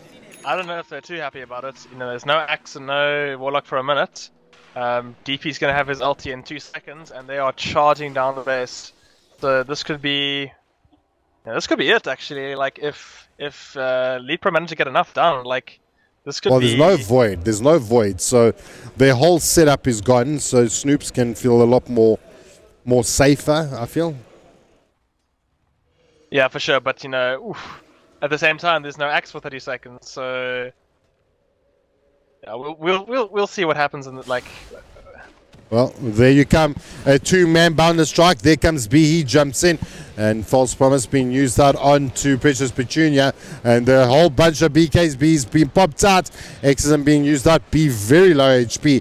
They do lose Precious Petunia, so Exorcism is down. Snoops trying to find the kill onto the Oracle. Finds it. Hero in a huge amount of trouble. And there it goes. Snoops finding himself a double kill. And now Big Arrow has been shown up onto the minimap. It is now... Void is down for 10 seconds. Precious Petunia is down for 84. No buyback available on her. So if they can force out another 2 buybacks from Hero and the Oracle, this is going to be pretty much GG in favor of Epoch. Yeah, no, it's just one of these games. So one team charges up, dies, and then other team charges up, dies. Back and forth and back and forth and back and forth. But now DP down for a minute, so now it's That's Epoch huge. to see how much they can get done. Yeah, exactly. But Monkey King and Void are up, so we'll see how much they can do. Oh, 2-5 finds the call onto Hero, but Harry drops down the bubble. The Ghost Scepter is going to be able, the Ghost Scepter is going to be able to keep 2-5 alive. There's the Epi, going to be focusing out Nick. He force-offs himself away. He's been caught out into the Wukong's command, but the pause coming out here. And this is how Epoch must be so bleak with all these pauses, especially during these team fights. Anyway, it is the way the cookie crumbles. You want to make it a good game. I'd love to find out like what the issue is. If it's like a PC problem, or if there's like another technical issue. Because this is crazy. This is absolutely crazy. Well, it must be PC related because we're all on the same network. Yeah. I can't think it's anything else. Anyway, the game has resumed. They're all going to run out of the Wukong's command. Next, still going to actually pay the price and die pretty much. But there comes out the stun. Epoch Snoops get the stun, but that's huge. That call was massive. That was a game-winning call mid lane of Rex. They're pinging out tier 4s immediately, and that is exactly what they're going to do. They drop the rock. They want this to be done here, and now this could be it. Epoch could be getting themselves into the winner's bracket and relegate Lepro into the loser's bracket. But now Precious Petunia is alive. They're going to now decide to actually return, take down the rest of the tier 4s. They're going to win it here. They want to win it here, absolutely. They're not even focusing on the Rags. Fearbender taking down the tier 4 Snoops, picking up the kill down onto Hero. And that is pretty much it. Only Precious Petunia stands in the way. And there's not much that can be done. And that is it. Game done and dusted. Game, set, match. As Epoch takes this series 2-0. Crazy game, even with a huge net worth advantage in favor of Lead Pro. Somehow Epoch brought it back. Yeah, I think, to be honest, the MVP of this game's got to go to the 225X. Like, the amount of crucial calls he pulled out in this game, I think, I wouldn't, not single-handedly won in the game, don't get me wrong, but, like, wow, he played incredibly well. Like this whole, like, it's true what they say, you know, 225 is a god on LAN. Like, the guy turns up. He's got a very big reputation. I think we're seeing why. Okay. All right, sorry. I'm actually just busy finding out about the WRG Goliath game. Apparently we are 1-0 in favor of Goliath Gaming. So there's still another game that's going to be that's underway. So yeah, there's a lot of Dota that's been happening, and as you said, it was absolutely crazy. And I was even distracted. I didn't even hear if you mentioned that massive call at the end from 225, because that was, for lack of a better word, orgasmic. Yeah, like I said, that guy, you know, people had their doubts about Epoch having to use a stand-in with stunts, having to put out of the team very suddenly. But 225, he's definitely, yeah, he's he's playing incredibly well, and he's got a reputation of being an awesome player on LAN for a reason. I think we've seen yesterday and especially today why that's the case. Yeah, well, that's been absolutely phenomenal, and that is pretty much going to be the wrap for this evening. Do join us tomorrow for the rest of the games. Anything else you want to say before we sign out? No, that's it. I want to see what happened in the other few games, and I'm excited to watch and potentially cast tomorrow as well. So I'm just excited for more Dota tomorrow and on Sunday. Absolutely. Well, do join us tomorrow. From myself, Jabba and Cyprus, we wish you a very pleasant